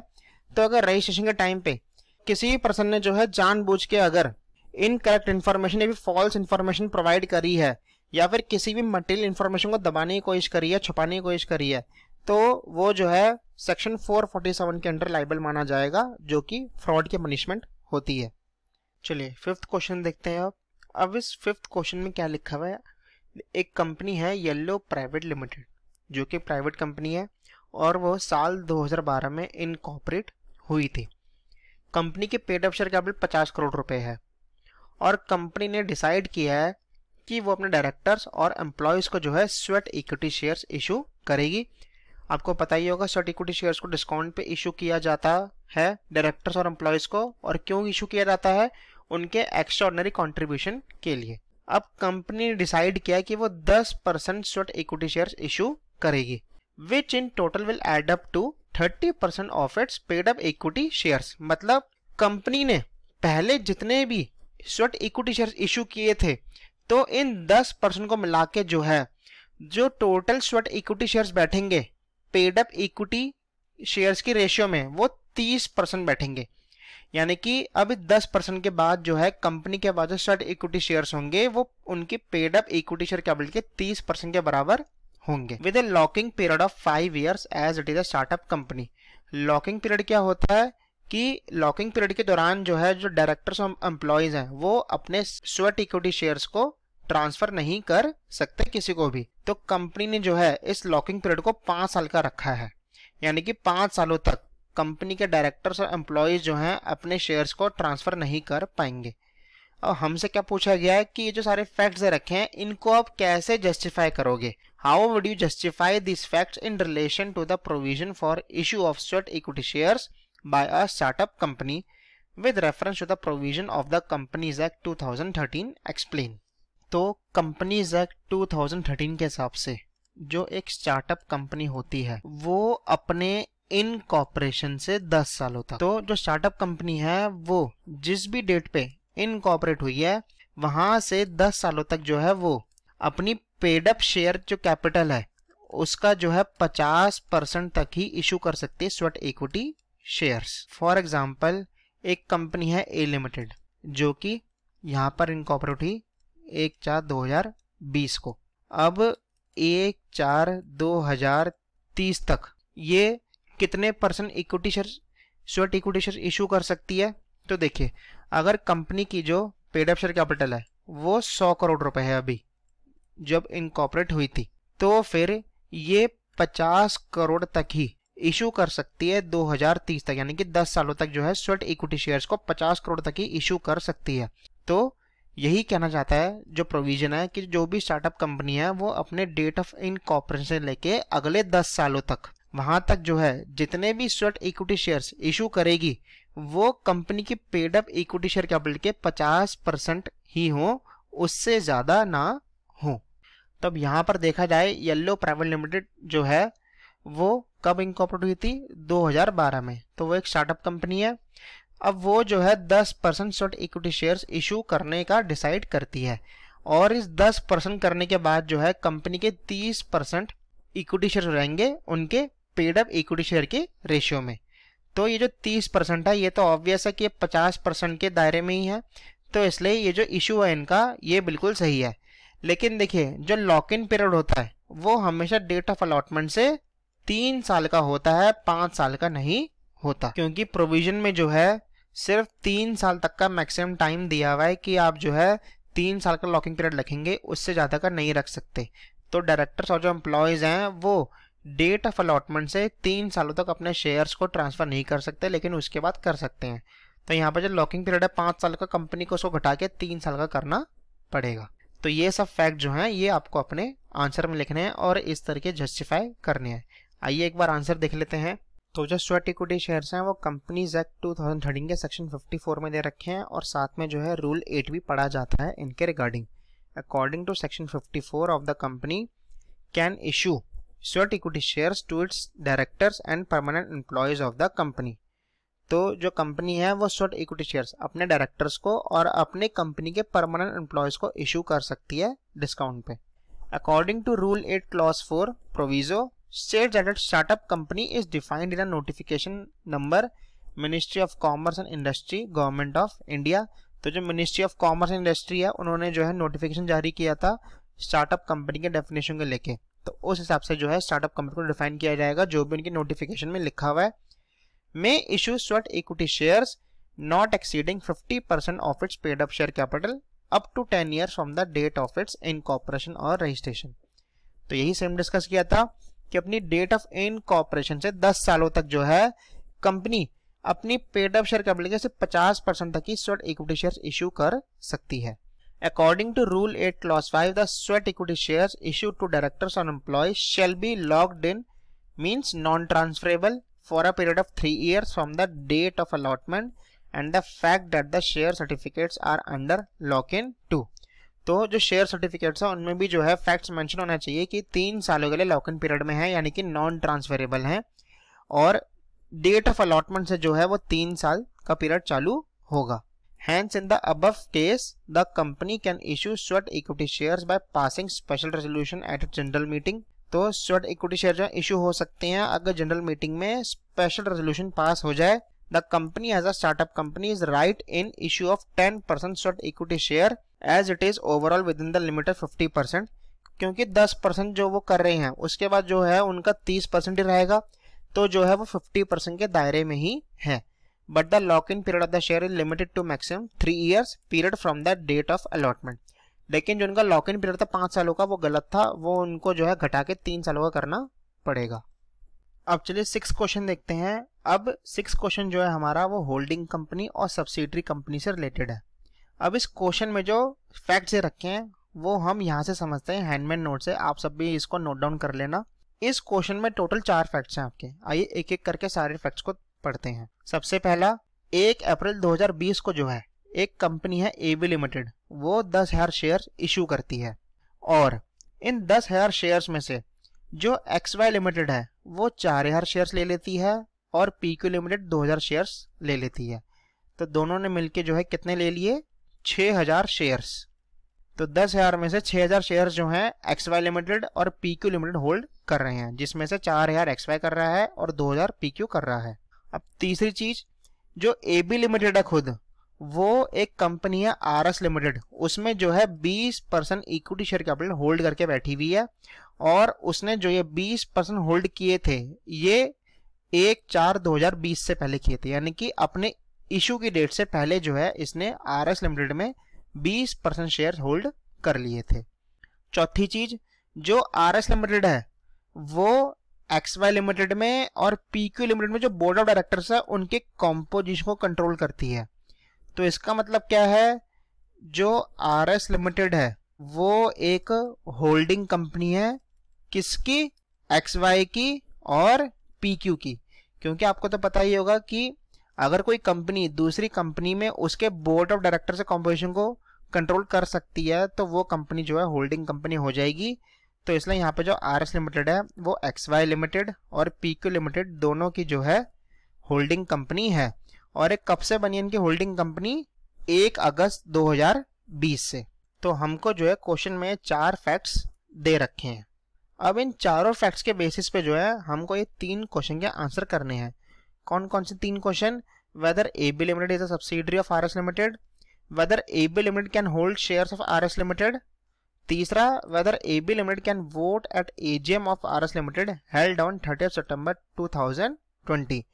क्या जो AB लिमिटेड है क्या वो RS लिमिटेड की सब्सिडियरी है? दूसरा, क्या जो AB लिमिटेड है क्या वो RS लिमिटेड में शेयर्स होल्ड करके रख सकती है? और तीसरा, RS लिमिटेड की जो 30 सितंबर को AGM हुई है क्या उसमें AB लिमिटेड वोट कर सकती है या फिर नहीं कर सकती? आइए एक एक करके जो है तीनों के आंसर को डिस्कस करते हैं। तो अब आइए, सबसे पहला क्वेश्चन, क्या जो AB लिमिटेड है क्या हम उसको RS लिमिटेड की सब्सिडियरी कह सकते हैं? तो हाँ, बिल्कुल कह सकते हैं। अब कैसे, वो देखते हैं। अब यहाँ पे ध्यान से देखें तो यहाँ पे लिखा हुआ था AB लिमिटेड के 10,000 में से 4,000 शेयर्स XY ने होल्ड कर रखे थे और 2,000 शेयर्स PQ ने होल्ड कर रखे थे। अब सर ये तो अलग अलग कंपनीज हैं, इकट्ठे करते 50% तो समझ भी आता, अलग अलग कैसे हो गया?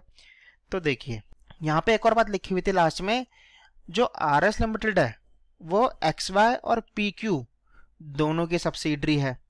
तो अगर हम RS लिमिटेड के पॉइंट ऑफ व्यू से देखें तो ये दोनों तो इसकी सब्सिडियरी निकली, किसकी? RS लिमिटेड की। और जो AB लिमिटेड है वो सिर्फ 20% ही इक्विटी शेयर कैपिटल होल्ड कर रही है। तो AB लिमिटेड जो है वो तो होल्डिंग नहीं है RS लिमिटेड की, इतना तो क्लियर हो चुका होगा आपको। अब अगर हम RS लिमिटेड के पॉइंट ऑफ व्यू से देखें तो XY और PQ को अगर हम इकट्ठे कर दें तो दोनों का मिला के जो है 6,000 शेयर्स आ जाएगा, जो कि ऑफकोर्स 10,000 के मुकाबले जो है 50% से ज़्यादा ही है। 50% कितना होता? 5,000, लेकिन ये 5,000 से ज़्यादा होल्ड कर रहे हैं तो कितना हुआ? 6,000। अगर हम XY और PQ को दोनों को एक एंटिटी माने तो फिर हम ये कह सकते हैं कि जो RS लिमिटेड है वो AB की होल्डिंग है, यानी कि जो AB लिमिटेड है वो RS की सब्सिडियरी है। तो इसलिए जो हमारा फर्स्ट का आंसर है वो यही होगा कि हाँ, जो AB लिमिटेड है वो RS लिमिटेड की सब्सिडियरी कहलाई जाएगी। कैसे? क्योंकि इसमें जो है XY लिमिटेड और PQ लिमिटेड 4,000 और 2,000 शेयर्स होल्ड करके रखे हुए हैं और जो ये दोनों कंपनीज हैं XY और PQ ये ऑलरेडी सब्सिडियरी किसकी हैं? RS लिमिटेड की। तो अगर हम ये रिलेशन देखें तो फिर जो AB लिमिटेड है वो भी जो है उसकी सब्सिडियरी होगी। हम यहाँ टेबल में भी चार्ट फॉर्म में भी देख सकते हैं। RS की सब्सिडियरी कौन है? XY प्लस PQ, और ये किस में शेयर होल्ड कर रही है मिलके? AB में। तो अगर हम चार्ट फॉर्म में देखें तो ऑब्वियस है कि जो AB लिमिटेड है वो RS की सब्सिडियरी कहलाई जाएगी। अब दूसरा क्या था, जो AB लिमिटेड है क्या वो RS लिमिटेड में शेयर्स होल्ड करके रख सकती है? तो देखिए अभी हमने पहले में प्रूफ कर दिया था कि जो एबी लिमिटेड है वो सब्सिडरी है आरएस लिमिटेड की, और जो होल्डिंग कंपनी होती है, कंपनीज एक्ट 2013 कहता है होल्डिंग कंपनी अपनी सब्सिडरी को किसी भी तरह के शेयर्स अलॉट नहीं कर सकती, ट्रांसफर नहीं कर सकती।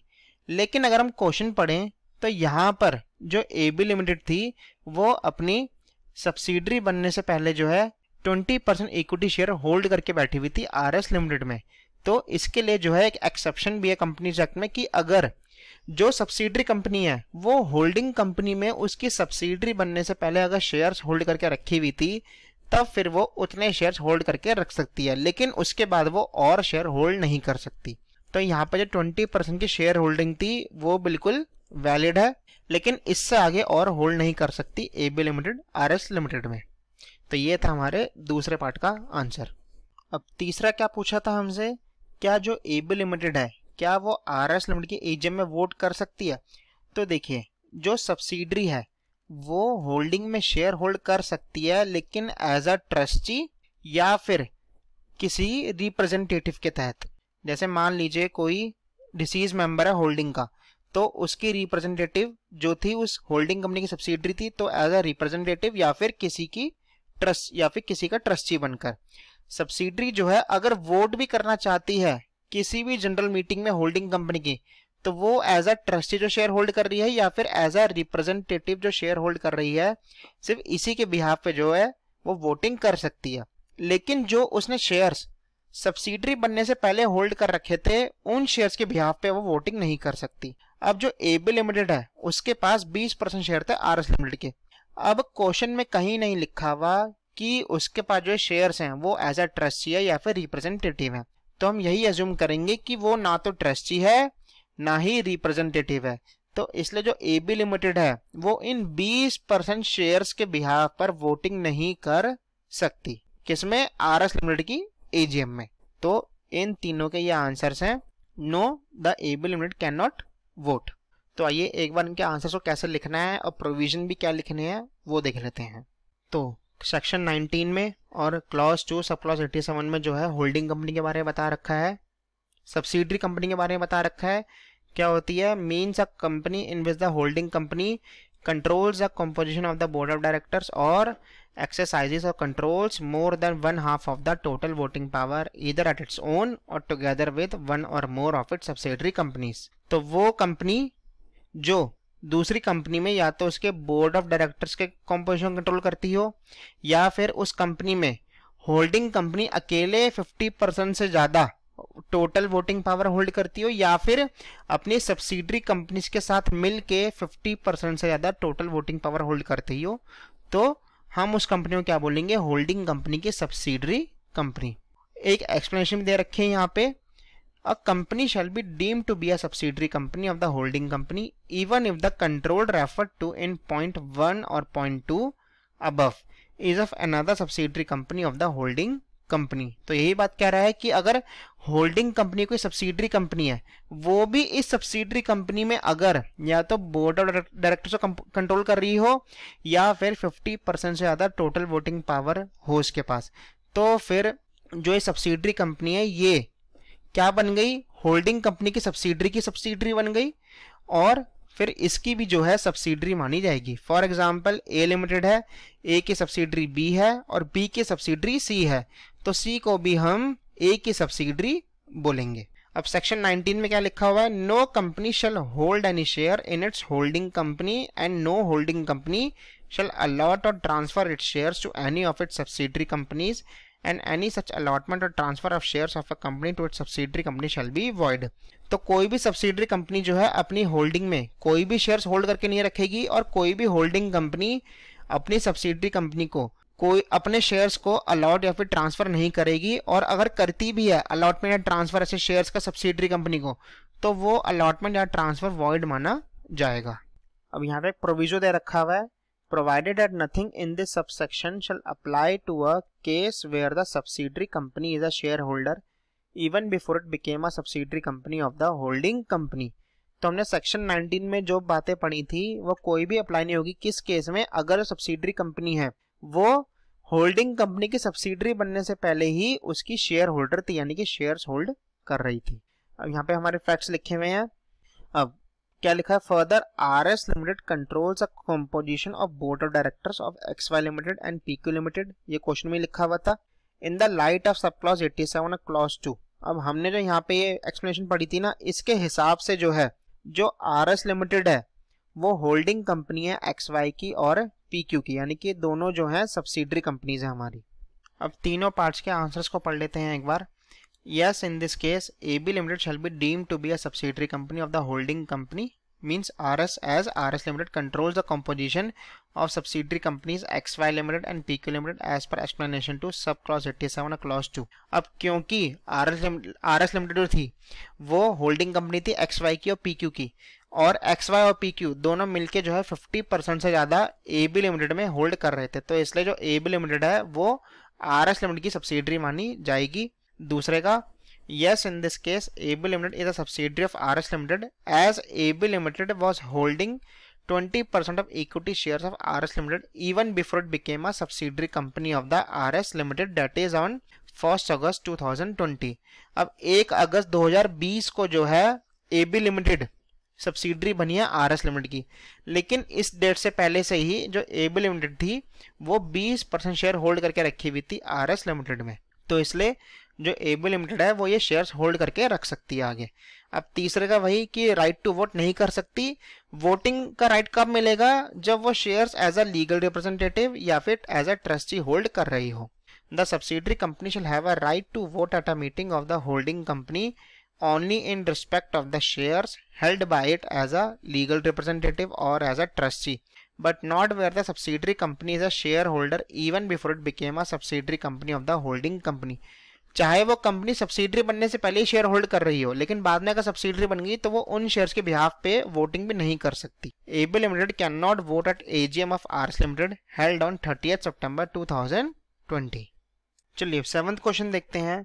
अब एक कंपनी है नटी बडी लिमिटेड, एक मैन्युफैक्चरिंग कंपनी है ये, और इस कंपनी ने जो है अपनी फाइनेंशियल स्टेटमेंट्स को शेयर होल्डर से अप्रूव करवाने के लिए एक AGM बुलाई, लेकिन कोरम ना होने की वजह से जो AGM थी वो कैंसिल हो गई, और जो कंपनी के डायरेक्टर्स थे उन्होंने एनुअल रिटर्न भी फाइल नहीं करी रजिस्ट्रार के पास, क्योंकि AGM नहीं हुई। तो डायरेक्टर्स को लगा कि जब AGM नहीं हुई फिर उनपे जो रिटर्न फाइल करने का जो पीरियड था 60 डेज का वो अप्लाई ही नहीं होगा, क्योंकि AGM ही कैंसिल हो गई थी। तो अब आपको ये बताना है क्या ये डायरेक्टर्स का जो आइडिया है, यानी कि जो इन्होंने सोचा है, क्या ये सही है या फिर गलत है, और अगर ये गलत है आइडिया उनका तो फिर किस तरीके से वो पिनलाइज्ड होंगे। तो देखिए कंपनीज एक्ट 2013 में 2 केसेस दे रखे हैं एनुअल रिटर्न की फाइलिंग को लेके। क्या एक केस है हमारा जिसमें AGM हो चुकी है, तब तो सिंपल जिस डेट पे AGM हुई है वहां से 60 डेज के विद इन में कंपनी को ROC के पास अपनी एनुअल रिटर्न को फाइल करवाना होता है। और दूसरा केस है अगर AGM नहीं हुई, तो फिर इस केस में जिस डेट पे AGM होनी चाहिए थी वहां से फिर आपको 60 डेज के अंदर अंदर एनुअल रिटर्न को फाइल करवाना होगा, और साथ में आपको जो है रीजंस भी देने पड़ेंगे कि आपने AGM क्यों नहीं की, reasons for not holding AGM। अगर AGM हो गई तो कोई दिक्कत नहीं है, फिर तो आपको जिस डेट पे AGM हुई है वहां से 60 डेज, लेकिन अगर AGM नहीं हुई फिर जिस डेट पे AGM होनी चाहिए थी वहां से 60 डेज, और साथ में फाइलिंग के साथ साथ रीजंस भी फाइल करने पड़ेंगे कि आपने AGM क्यों नहीं होल्ड करी। तो अब यहाँ ऊपर केस स्टडी पे दोबारा आते हैं। यहाँ पर AGM कोरम के चलते कैंसिल हो गई, तो इस चलते डायरेक्टर्स ने एनुअल रिटर्न को भी फाइल नहीं किया रजिस्ट्रार के पास, और यही सोच में पड़े रहे कि जब AGM ही कैंसिल हो गई फिर हमारे ऊपर जो प्रोविजन है 60 डेज वाला वो अप्लाई नहीं होगा। तो ऐसा बिल्कुल गलत है, जो डायरेक्टर्स हैं उनका ये सोचना गलत है कि 60 डेज के अंदर अंदर एनुअल रिटर्न फाइल नहीं होगी। जिस डेट पे उनकी AGM होनी थी उस डेट से उनको 60 डेज के अंदर अंदर फाइलिंग करनी पड़ेगी एनुअल रिटर्न की, और साथ में रीजंस भी देने पड़ेंगे कि क्यों नहीं हुई उनकी AGM। अब अगर 60 डेज के अंदर अंदर फाइल नहीं करते डायरेक्टर्स तो फिर उनके ऊपर पेनल्टी लगेगी। सबसे पहले तो कंपनी के ऊपर लगेगी, कंपनी के ऊपर जो है 10,000 रुपए का स्टेट पे फाइन जाएगा, और साथ में अगर कंटिन्यूइंग फेलियर होता है यानी कि जो डिलेड पीरियड है उसमें भी जो है अगर एनुअल रिटर्न फाइल नहीं होती फिर उतने पीरियड तक का जो है 100 रुपए पर डे के हिसाब से फाइन लगेगा, जो कि मैक्सिमम 2 लाख रुपए तक जा सकता है। और अगर ऑफिसर्स इन डिफॉल्ट की बात करें, फिर उनके ऊपर वही सेम 10,000 रुपए का फाइन और साथ में यही सेम जो लगेगा कंटिन्यूइंग का 100 रुपए पर डे के हिसाब से, और मैक्सिमम 50,000 रुपए तक जाएगा इनके केस में जो फाइन है।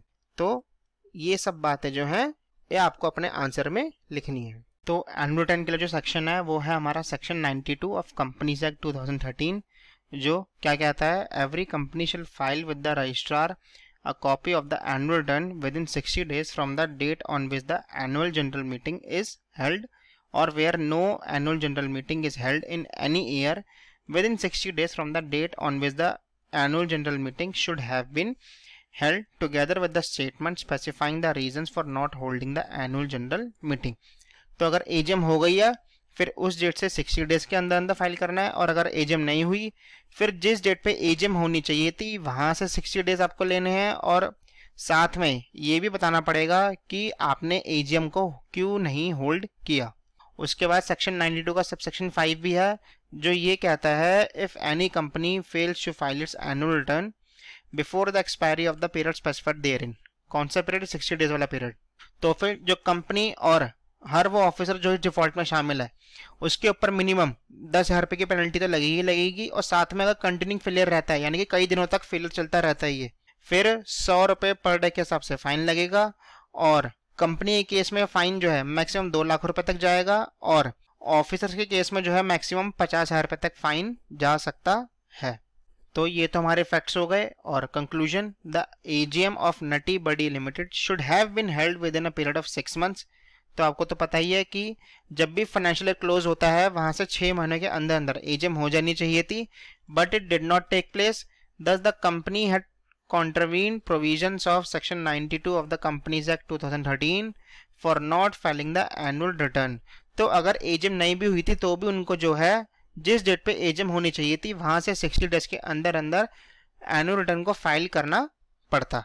एंड शिल अट्रैक्ट द पीनल प्रोविजंस। तो अब यहाँ पर जो है पेनल्टी दे रखी है ये इस कंपनी पर, और जो भी इनके ऑफिसर इन डिफॉल्ट है उनके ऊपर पेनल्टी लग जाएगी। चलिए अब 8th क्वेश्चन देखते हैं। अब 8th क्वेश्चन में क्या दे रखा है, यहाँ पर एक पर्सन है मिस्टर अमित, उसने जो है एबीसी लिमिटेड के 500 इक्विटी शेयर्स मिस्टर मनोज से एक्वायर किए। मिस्टर मनोज कौन है यहाँ पे? ट्रांसफरर। लेकिन जो ट्रांसफर डीड थी उसमें मिस्टर मनोज के सिग्नेचर फोर्स थे, यानी कि किसने नकली सिग्नेचर कर रखे थे मिस्टर मनोज के। अब मिस्टर अमित को जब शेयर्स मिले तो उन्होंने उन शेयर्स को अपने नाम में रजिस्टर्ड करवा लिया कंपनी से, और इन 500 में से 250 इक्विटी शेयर्स मिस्टर अभी को सोल्ड कर दिए। किस ग्राउंड पे? जो उनको शेयर सर्टिफिकेट मिला था एबीसी लिमिटेड पे, उस ग्राउंड पे। अब मिस्टर अमित और मिस्टर अभी इनको फोर्जरी के बारे में बिल्कुल नहीं पता था, यानी कि इनको ये नहीं पता था कि जो ट्रांसफर डीड थी मिस्टर अमित और मिस्टर मनोज के बीच की, उसमें मिस्टर मनोज के सिग्नेचर थे वो फोर्स थे। अब हमसे क्या पूछा गया है, जो मिस्टर मनोज है, मिस्टर अमित और मिस्टर अभी, उनके क्या लायबिलिटीज या राइट्स हैं कंपनी के अगेंस्ट में, किसके रिस्पेक्ट में? जो शेयर्स थे उनके पास।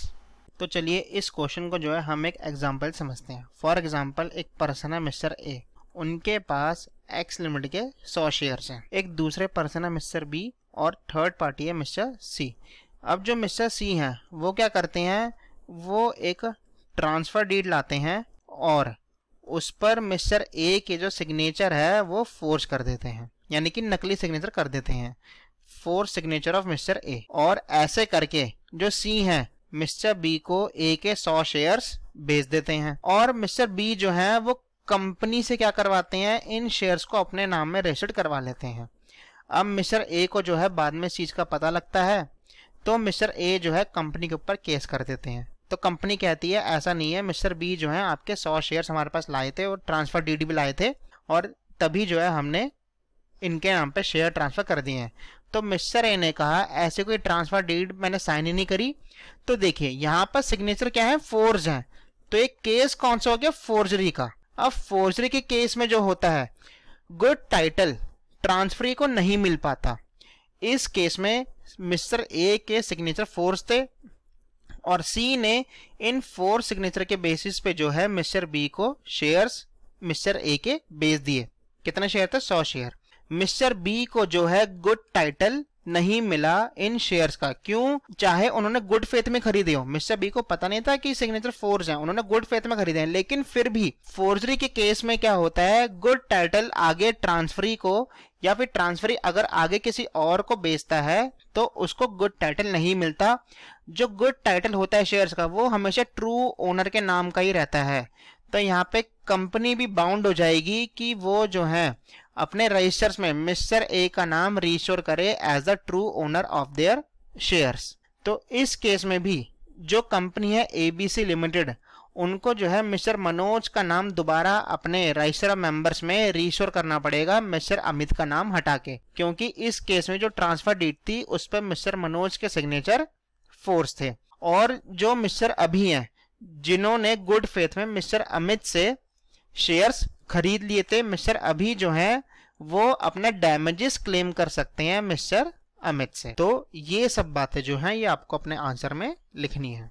तो अब कंपनीज एक्ट 2013 का जो सेक्शन 46 है वो क्या कहता है, अगर किसी भी शेयर सर्टिफिकेट पे कंपनी की कॉमन सील, और अगर कॉमन सील नहीं है फिर किसी भी 2 डायरेक्टर्स के सिग्नेचर या फिर एक डायरेक्टर और एक कंपनी सेक्रेटरी के सिग्नेचर अगर होते हैं और वो शेयर सर्टिफिकेट किसी पर्सन के पास होता है, तो वो जो है उस पर्सन के उन शेयर्स के टाइटल का जो है प्राइमा फेसी एविडेंस यानी कि सबूत माना जाता है कि हाँ ये जो शेयर्स हैं इस पर्सन के नाम पे रजिस्टर्ड हैं।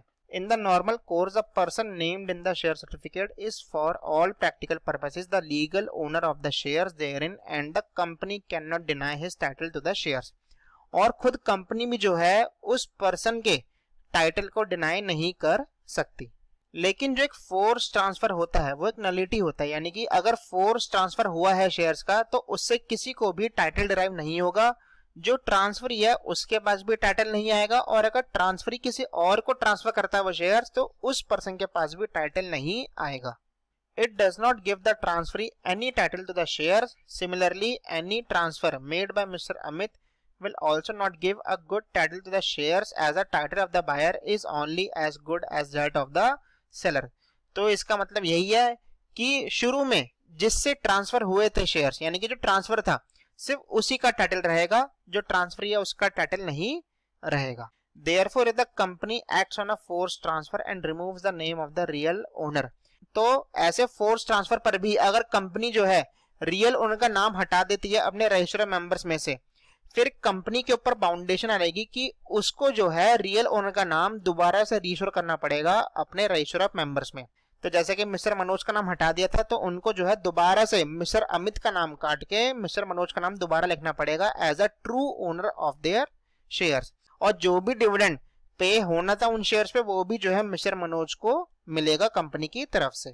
तो इसलिए जो मिस्टर मनोज है उनका कंपनी के अगेंस्ट में राइट है कि वो उन शेयर्स को दोबारा से अपने नाम में री रिकॉर्ड करवा सकते हैं।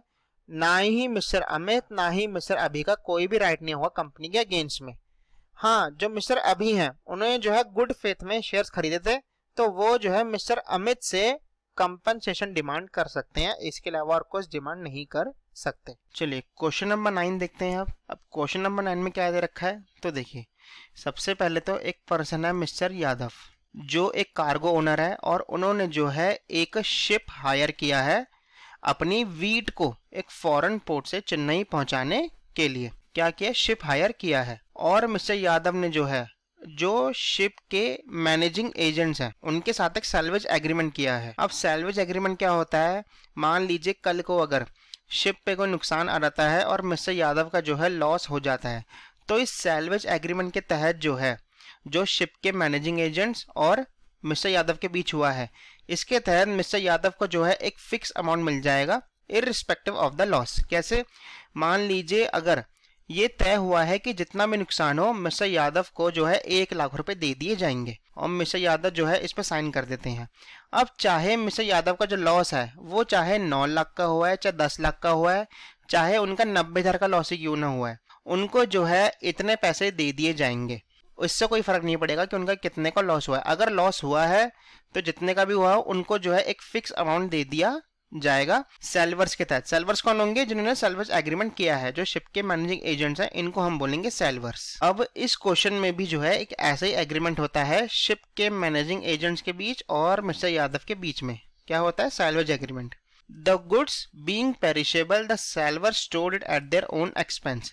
अब देखिए, जो शिप था ना, वो एक आइलैंड पे अटक गया था, रीफ पे अटक गया था 300 मील दूर, और जाना कहा था शिप को? चेन्नई। अब चेन्नई से 300 मील दूर शिप अटक गया, और जो उनका वीट था मिस्टर यादव का उस शिप पर, उसको जो है सेलवर्स ने अपने खुद के खर्चे पे स्टोर करके रखा, यानी कि उन्होंने खुद जो है उसको अच्छे से देखभाल करके रखा ताकि वो खराब ना हो जाए। अब उसके बाद जो सेलवर्स थे, उन्होंने कार्गो ओनर कौन था? मिस्टर यादव, उनको जो है सारी घटना बताई, लेकिन मिस्टर यादव जो है वो मना कर देते हैं सेलवर्स को कोई भी रीअम्बर्समेंट करने से, ये कह के कि जो शिप ओनर है वो लायबल होगा उन सेलवर्स को रीअम्बर्समेंट के लिए, मिस्टर यादव नहीं होंगे। अब हमसे क्या पूछा गया यहाँ पे कि जो मिस्टर यादव ने सेलवर्स को रीएम्बर्समेंट करने से मना कर दिया, तो क्या ये सही है या फिर गलत है? यानी कि हम क्या सेलवर्स को एजेंट ऑफ नेसेसिटी कह सकते हैं? अब एजेंट ऑफ नेसेसिटी का मतलब क्या होता है? अगर इमरजेंसी सिचुएशन में कोई पर्सन जो है आपके बिहाफ पे आपके गुड्स के देखभाल करे, कौन सी सिचुएशन में? इमरजेंसी सिचुएशन में, तो फिर हम उसको बोलते हैं एजेंट ऑफ नेसेसिटी। और वो जो पर्सन है, अगर वो आपके गुड्स की देखभाल करता है अपने खर्चे पे, तो आप लायबल होंगे उसको रीअम्बर्स करने के लिए। तो ऐसी ही सिचुएशन जो है इस क्वेश्चन में देखने को हमें मिली है कि जो सेलवर्स थे उन्होंने जो है अपने खर्चे पे मिस्टर यादव के जो वीट था उसकी देखभाल करी, उसको जो है पेरिश होने से बचाया अपने खर्चे पे। तो इसलिए जो मिस्टर यादव है वही जो है सेलवर्स को रीअम्बर्स करेंगे, क्योंकि यहाँ पर जो सेलवर्स हैं वो क्या हुए? Agent of necessity. कैसे? क्योंकि उन्होंने जो है इमरजेंसी सिचुएशन में अपने खर्चे पे मिस्टर यादव के वीट की देखभाल करी। तो इसलिए यहाँ पर जो सेलवर्स हैं उनको मिस्टर यादव को ही रीएम्बर्स करना पड़ेगा, ना कि शिप ओनर को। आइए बस का आंसर भी चेक कर लेते हैं। अब इंडियन कॉन्ट्रैक्ट एक्ट 1872 का सेक्शन 189 जो कहता है agents authority in an emergency and agent has authority in an emergency to do all such acts for the purpose of protecting his principal from loss as would be done by a person of ordinary prudence in his own case under similar circumstances। तो ये section यही कहता है कि जो agent है emergency में उसको अथॉरिटी है वो सारे एक्ट्स करने की जिससे वो अपने प्रिंसिपल को किसी भी तरीके के लॉस से बचा सके। In certain circumstances, a person who has been entrusted with another's property may have to incur unauthorized expenses to protect or preserve it. This is called an agency of necessity. तो कुछ circumstances में ऐसा भी हो सकता है कि एक थर्ड पर्सन को जो है किसी और की प्रॉपर्टी के साथ एंट्रस्ट कर दिया, यानी कि उसको दे दी जाए वो प्रॉपर्टी और उसको जो है कुछ खर्चे अपने पास से लगाने पड़े उस प्रॉपर्टी को प्रोटेक्ट करने के लिए या फिर उसको प्रिजर्व करने के लिए। तो इस पूरे सिनेरियो को हम क्या बोलते हैं? Agency of necessity. जो ये पर्सन है ये एजेंट बाय नेसेसिटी बन जाता है। Hence in the above case the salver had implied authority from the cargo owner to take care of the cargo। तो जब कार्गो ओनर ने अपने वीट जो है उन सेलवर्स के हाथ में दिया तो ये इम्प्लाइड अथॉरिटी आ गई थी सेलवर्स के पास कि वो जो है कार्गो की देखभाल करेंगे कार्गो ओनर के बिहाफ पे। They acted as agents of necessity on behalf of the cargo owner. Cargo owner were duty bound towards salver. Salver is entitled to recover the agreed sum from Mr. Yadav and not from the ship owner as a lien on the goods। तो जो सेलवर्स हैं वो entitled होंगे, यानी कि उनका हक होगा मिस्टर यादव से सारे वो अमाउंट्स रिकवर करने का जो उन्होंने मिस्टर यादव के वीट की देखभाल करने में खर्च किए हैं। चलिए 10th क्वेश्चन देखते हैं। अब 10th क्वेश्चन में क्या दे रखा है वो समझते हैं। सबसे पहले दे रखा है कि राहुल जो है एक इलेक्ट्रॉनिक शॉप का ओनर है और वहां पे जो है एक पर्सन है प्रियंका, वो जाती है और ये कहती है कि उसको ऐसा एयर कंडीशनर चाहिए जिसका कंप्रेसर कॉपर का बना हो। और जो प्रियंका है वो जो है क्रेडिट पे यानी कि उधार पे एसी खरीदना चाहती है। फिर राहुल जो है प्रियंका से कहता है कि उसको जो है एक गारंटर चाहिए ताकि वो इस ट्रांजैक्शन को कंप्लीट कर सके, यानी कि वो तभी क्रेडिट पे एसी बेचेगा प्रियंका को अगर प्रियंका जो है एक गारंटर को ले आती है। फिर प्रियंका के एक फ्रेंड है मिस्टर अरविंद, वो जो है आगे आते हैं और अपनी गारंटी देते हैं एसी की पेमेंट के लिए। अब जो राहुल है वो एसी बेच तो देता है, लेकिन वहां पे जो है एक मिस रिप्रेजेंटेशन करता है, क्या कि जो एसी है वो कॉपर का बना है, लेकिन असली में जो एसी का कंप्रेसर होता है वो एल्यूमिनियम का होता है, कॉपर का नहीं होता।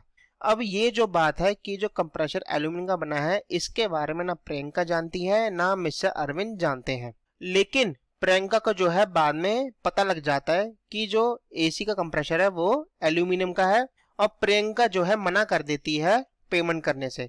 फिर राहुल जो है मिस्टर अरविंद जो हमारे गारंटर है उनके खिलाफ केस फाइल कर देता है। अब यहाँ पर हमसे पूछा गया है क्या जो मिस्टर अरविंद है क्या वो लाइबल होंगे एसी के प्राइस को पे करने के लिए। तो देखिए इंडियन कॉन्ट्रैक्ट एक्ट 1872 के हिसाब से अगर जो गारंटी है वो मिस रिप्रेजेंटेशन से ली जाती है तो फिर ऐसी जो गारंटी है वो वॉइड मानी जाती है, और जो श्योरिटी होता है वो अपने लायबिलिटी से डिस्चार्ज हो जाता है। अब ऐसे ही इस क्वेश्चन में भी था, मिस्टर राहुल ने जो है ये कह के एसी बेचा कि वो कॉपर का है लेकिन वो निकलता है एल्यूमिनियम का है, और इसके बारे में प्रियंका और मिस्टर अरविंद यहाँ पे कौन थे गारंटर, इन दोनों को नहीं पता था। लेकिन जब प्रियंका को पता लगता है तो वो जो है पेमेंट करने से मना कर देती है, और फिर राहुल जो है मिस्टर अरविंद के खिलाफ केस कर देता है। तो यहाँ पर जो मिस्टर अरविंद की गारंटी थी वो जो है मिस रिप्रेजेंटेशन से ली गई थी। क्यों? क्योंकि देखिए जब गारंटी ली गई थी, जब कॉन्ट्रैक्ट बन रहा था, तो उस टाइम पे प्रियंका और अरविंद उनको यही लगता था कि एसी में जो कंप्रेसर है वो कॉपर का है, उनको ये नहीं पता था कि असली में जो एसी में कंप्रेसर है वो एल्यूमिनियम का है। तो यहाँ पर मिस्टर अरविंद को जो है झूठ बोला गया, उनको बताया नहीं गया कि असली में एल्यूमिनियम का है वो कंप्रेसर। तो इसलिए यहाँ पर जो मिस्टर अरविंद की गारंटी है ये वॉइड हो जाएगी, और जब गारंटी वॉइड हो गई तो अपने आप ही जो मिस्टर अरविंद है वो भी अपनी लायबिलिटी से डिस्चार्ज हो जाएंगे। तो जो राहुल है वो मिस्टर अरविंद से कुछ भी रिकवर नहीं कर सकता। तो आइए एक बार इसका आंसर भी देख लेते हैं। अब इंडियन कॉन्ट्रैक्ट एक्ट 1872 का सेक्शन 142 है जो क्या कहता है, where the guarantee has been obtained by means of misrepresentation made by the creditor concerning a material part of the transaction the surety will be discharge. तो वही same बात जो हम डिस्कस करी थी क्वेश्चन में कि अगर क्रेडिटर जो है मिस रिप्रेजेंटेशन के थ्रू गारंटर की गारंटी ऑब्टेन करता है तो श्योरिटी जो है डिस्चार्ज हो जाता है। उसका सेक्शन 134 पे दे रखा है, surety is discharge by any contract between the creditor and the principal debtor by which the principal debtor is released or by any act or omission of the creditor the legal consequence of which is the discharge of the principal debtor। तो अगर creditor के किसी भी act की वजह से ऐसे legal कॉन्सेस आ जाते हैं कि जो प्रिंसिपल डेटर है उसकी लायबिलिटी खत्म हो जाती है तो फिर जो श्योरिटी है वो भी ऑटोमेटिकली डिस्चार्ज हो जाता है। जैसे कि हमने केस में पढ़ा था इस वाले में कि जब प्रियंका को पता लगता है कि वो कॉपर का नहीं एल्यूमिनियम का है तो प्रियंका पेमेंट करने से मना कर देती है। अब जब प्रियंका की लायबिलिटी नहीं है यहाँ पे तो फिर मिस्टर अरविंद जो गारंटर है उनकी भी लायबिलिटी कहाँ से आ जाएगी। अब यहाँ पे हमारे फैक्ट्स रखे हैं क्वेश्चन के, कंक्लूजन उसके बाद on the basis of above provisions and facts of the case as guarantee was obtained by Rahul by misrepresentation of the facts, Mr. Arvind will not be liable, he will be discharged from liability। तो राहुल ने जो है facts को misrepresent करके mister Arvind की guarantee ली थी तो इसलिए मिस्टर अरविंद लाइबल नहीं होंगे, वो जो है अपनी लाइबिलिटी से डिस्चार्ज हो जाएंगे। चलिए 11th क्वेश्चन देखते हैं। जो हमारा 11th क्वेश्चन है वो है नेगोशिएबल इंस्ट्रूमेंट्स एक्ट 1881 से। अब इस क्वेश्चन में क्या समझाया गया है हमको, तो देखिए एक पर्सन है अखिल जिसने एक प्रॉमिसरी नोट बनाया जो कि भुवन को पेबल था, कितने का, 4500 रुपए का, और उसको जो है भुवन को डिलीवर भी कर दिया, किसको, प्रॉमिसरी नोट को, लेकिन उसमें एक कंडीशन डाल दी, क्या, जो भुवन है वो इस प्रॉमिसरी नोट के अगेंस्ट में पेमेंट की डिमांड तभी करेगा जब चमन की डेथ हो जाएगी। अब चमन की डेथ से पहले जो भुवन होता है वो इस प्रॉमिसरी नोट को एंडोर्स कर देता है और डिलीवर कर देता है किसको, दीपक को। दीपक कौन हुआ, हमारा एंडोर्सी, और दीपक जो है ये प्रॉमिसरी नोट गुड फेथ में ले लेता है। इसका मतलब क्या है गुड फेथ में, यानी कि दीपक को नहीं पता कि इस प्रॉमिसरी नोट पे कंडीशन है कि ये चमन की डेथ के बाद ही इसकी पेमेंट होगी। अब जब डेट ऑफ मैच्योरिटी आती है, अब जब डेट ऑफ मैच्योरिटी आती है तो दीपक जो है इस प्रॉमिसरी नोट को अखिल के पास प्रेजेंट करता है पेमेंट के लिए, यानी कि वो उसके पास प्रॉमिसरी नोट लेके जाता है और कहता है अखिल से कि आप मुझे पेमेंट दो। लेकिन जो अखिल है वो पेमेंट करने से मना कर देता है, क्या कह के कि प्रॉमिसरी नोट पे कंडीशन है कि इसकी पेमेंट तभी होगी जब चमन की डेथ होगी। अब यहाँ पे हमसे पूछा गया है कि जो दीपक है क्या वो इस प्रॉमिसरी नोट पे जो अमाउंट है क्या वो उसको अखिल से रिकवर कर सकता है या फिर नहीं कर सकता नेगोशिएबल इंस्ट्रूमेंट्स एक्ट के तहत। तो देखिए नेगोशिएबल इंस्ट्रूमेंट्स एक्ट 1881 क्या कहता है, अगर कोई ऐसा कंडीशनल इंस्ट्रूमेंट है, कंडीशनल इंस्ट्रूमेंट क्या होता है, ऐसा नेगोशिएबल इंस्ट्रूमेंट जिसपे कंडीशन लगी हो और जब वो कंडीशन फुलफिल होगी तभी जो है उसकी पेमेंट होगी। अगर ऐसा instrument holder in due course को एंडोर्स किया जाता है और जो होल्डर इन ड्यू कोर्स है वो जो है इंस्ट्रूमेंट का जो ड्रॉई है उसके पास पेमेंट के लिए अगर प्रेजेंट करता है उसको, तो फिर जो ड्रॉई है उसको पेमेंट करनी पड़ती है इररिस्पेक्टिव ऑफ द फैक्ट कि उस पर जो कंडीशन है वो फुलफिल हुई है या फिर नहीं हुई है। हम जो है इस चीज को होल्डर इन ड्यू कोर्स का राइट भी कह सकते हैं या फिर जो उसका प्रिविलेज है, जो भी आपको सही लगे वो आप जो है कह सकते हैं इस चीज को कि ये होल्डर इन ड्यू कोर्स का राइट है या फिर प्रिविलेज है कि अगर उसके पास कंडीशनल इंस्ट्रूमेंट भी है तो अगर वो मैच्योरिटी डेट पे ऐसे इंस्ट्रूमेंट को ड्रॉई के पास प्रेजेंट करता है तो ड्रॉई को जो है पेमेंट करनी पड़ेगी, वो उसको मना नहीं कर सकता। तो ऐसा ही इस क्वेश्चन में भी हुआ। अखिल ने एक कंडीशनल प्रॉमिसरी नोट बनाया, क्या कह के कि भुवन इस प्रॉमिसरी नोट पे पेमेंट तब डिमांड करेगा जब चमन की डेथ हो जाएगी, और चमन की डेथ से पहले भुवन जो है इस प्रॉमिसरी नोट को दीपक को एंडोर्स कर देता है गुड फेथ में, और जो दीपक है वो गुड फेथ में जो है इस प्रॉमिसरी नोट को ले लेता है और मैच्योरिटी डेट पे दीपक जो है इस प्रॉमिसरी नोट को अखिल के पास प्रेजेंट करता है। तो अखिल जो है उसको मना नहीं कर सकता पेमेंट करने से। अखिल को जो है दीपक को पेमेंट करनी पड़ेगी क्योंकि दीपक जो है यहाँ पे क्या है, होल्डर इन ड्यू कोर्स, और उसने जो ये प्रॉमिसरी नोट लिया है ये गुड फेथ में लिया है, तो इसलिए दीपक के पास जो है इसका गुड टाइटल भी है। चलिए एक बार आंसर देख लेते हैं। तो सेक्शन 9 है नेगोशिएबल इंस्ट्रूमेंट एक्ट 1881 का, जो हमको जो है होल्डर इन ड्यू कोर्स के डेफिनेशन बताता है। Any person who for consideration became the possessor of a negotiable instrument in good faith and without having sufficient cause to believe that any defect existed in the title of the person from whom he derived his title। तो ये हमारी definition holder in due course की। उसके section 47 में लिखा हुआ है if a negotiable instrument is delivered to a person upon condition it will be effective on the happening of a certain event. तो ऐसा नेगोशिएबल इंस्ट्रूमेंट डिलीवर हुआ एक पर्सन को जिसपे कंडीशन थी क्या कि उस पर पेमेंट तभी होगी, यानी कि वो इफेक्टिव तभी होगा नेगोशिएबल इंस्ट्रूमेंट जब एक सर्टेन इवेंट हो जाएगा। तो जो ऐसा नेगोशिएबल इंस्ट्रूमेंट है उसको जो है आगे और नेगोशिएटेड नहीं किया जा सकता। लेकिन अगर ऐसे नेगोशिएबल इंस्ट्रूमेंट को होल्डर इन ड्यू कोर्स को ट्रांसफर कर दिया जाए तो फिर जो उसके राइट्स होंगे वो इस कंडीशन से अफेक्ट नहीं होंगे, यानी कि होल्डर इन ड्यू कोर्स को जो है पेमेंट मिल जाएगी जब भी वो जो है इस बिल को प्रेजेंट करेगा मैच्योरिटी डेट पे। अब ये आपके सारे फैक्ट्स लिखे हुए हैं क्वेश्चन के। अब इसका conclusion from the above provisions and facts of the case it can be said that Deepak has received the promissory note in good faith. He is a holder in due course and his rights will not be affected by any condition attached to the instrument by any prior party. Therefore, Deepak can recover the amount due on the promissory note from Akhil. तो जो दीपक है वो holder in due course है क्योंकि उसने promissory note लिया था वो गुड फेथ में लिया था, और जो भी उसके राइट्स होंगे वो इंस्ट्रूमेंट पे जो भी कंडीशन है उससे अफेक्ट नहीं होंगे, तो इसलिए जो दीपक है वो अखिल से अपना अमाउंट रिकवर कर सकता है। चलिए अब हम 12th क्वेश्चन देखते हैं जो है हमारा जनरल क्लॉज एक्ट 1897 से। अब इस क्वेश्चन में क्या दे रखा है, एक पर्सन है मिस्टर सोहन, उन्होंने जो है एक प्रॉमिसरी नोट 1000 रुपए का इशू किया मिस्टर मोहन को 17 मई 2021 को, और वो 3 महीने बाद पे होना था। अब देखिए 3 महीने बाद मतलब मई जून जुलाई अगस्त, यानी कि 17 अगस्त प्लस 3 डेज ऑफ ग्रेस, जो ग्रेस डेज होते हैं वो भी ऐड होते हैं। तो पेबल डेट कितनी आ गई, 20 अगस्त 2021 को जो है अल्टीमेटली पे होना था ये प्रॉमिसरी नोट। अब लेकिन उसके बाद क्या हुआ, सरकार ने जो है छुट्टी डिक्लेयर कर दी 20 अगस्त 2021 की, क्योंकि उस दिन मुहर्रम था। अब हमसे क्या पूछा गया है कि जो डेट होगी प्रॉमिसरी नोट के प्रेजेंटमेंट की, किस चीज की प्रेजेंटमेंट, पेमेंट के लिए, पेमेंट के लिए जो प्रॉमिसरी नोट की डेट होगी वो अब कौन सी होगी, 19 अगस्त की होगी या फिर 21 अगस्त की होगी, यानी कि 20 अगस्त से एक दिन पहले पे होगा या फिर 20 अगस्त के एक दिन बाद पे होगा। और ये जो डेट है ये हमको जनरल क्लॉज एक्ट 1897 के हिसाब से बतानी है। तो देखिए जो जनरल क्लॉज एक्ट 1897 है वो क्या कहता है कि अगर कोई भी लीगल प्रोसीडिंग है या फिर कोर्ट की डेट है या फिर कोई भी जो है लीगल ऑफिस है और उसका काम है, अगर जिस डेट पे ये काम होने हैं और उस डेट पे जो है हॉलिडे आ जाती है, फिर जो इनके काम है वो कब होते हैं, हॉलिडे के बाद जो नेक्स्ट डे होता है जिस पर कोर्ट या फिर ये ऑफिस ओपन होगा।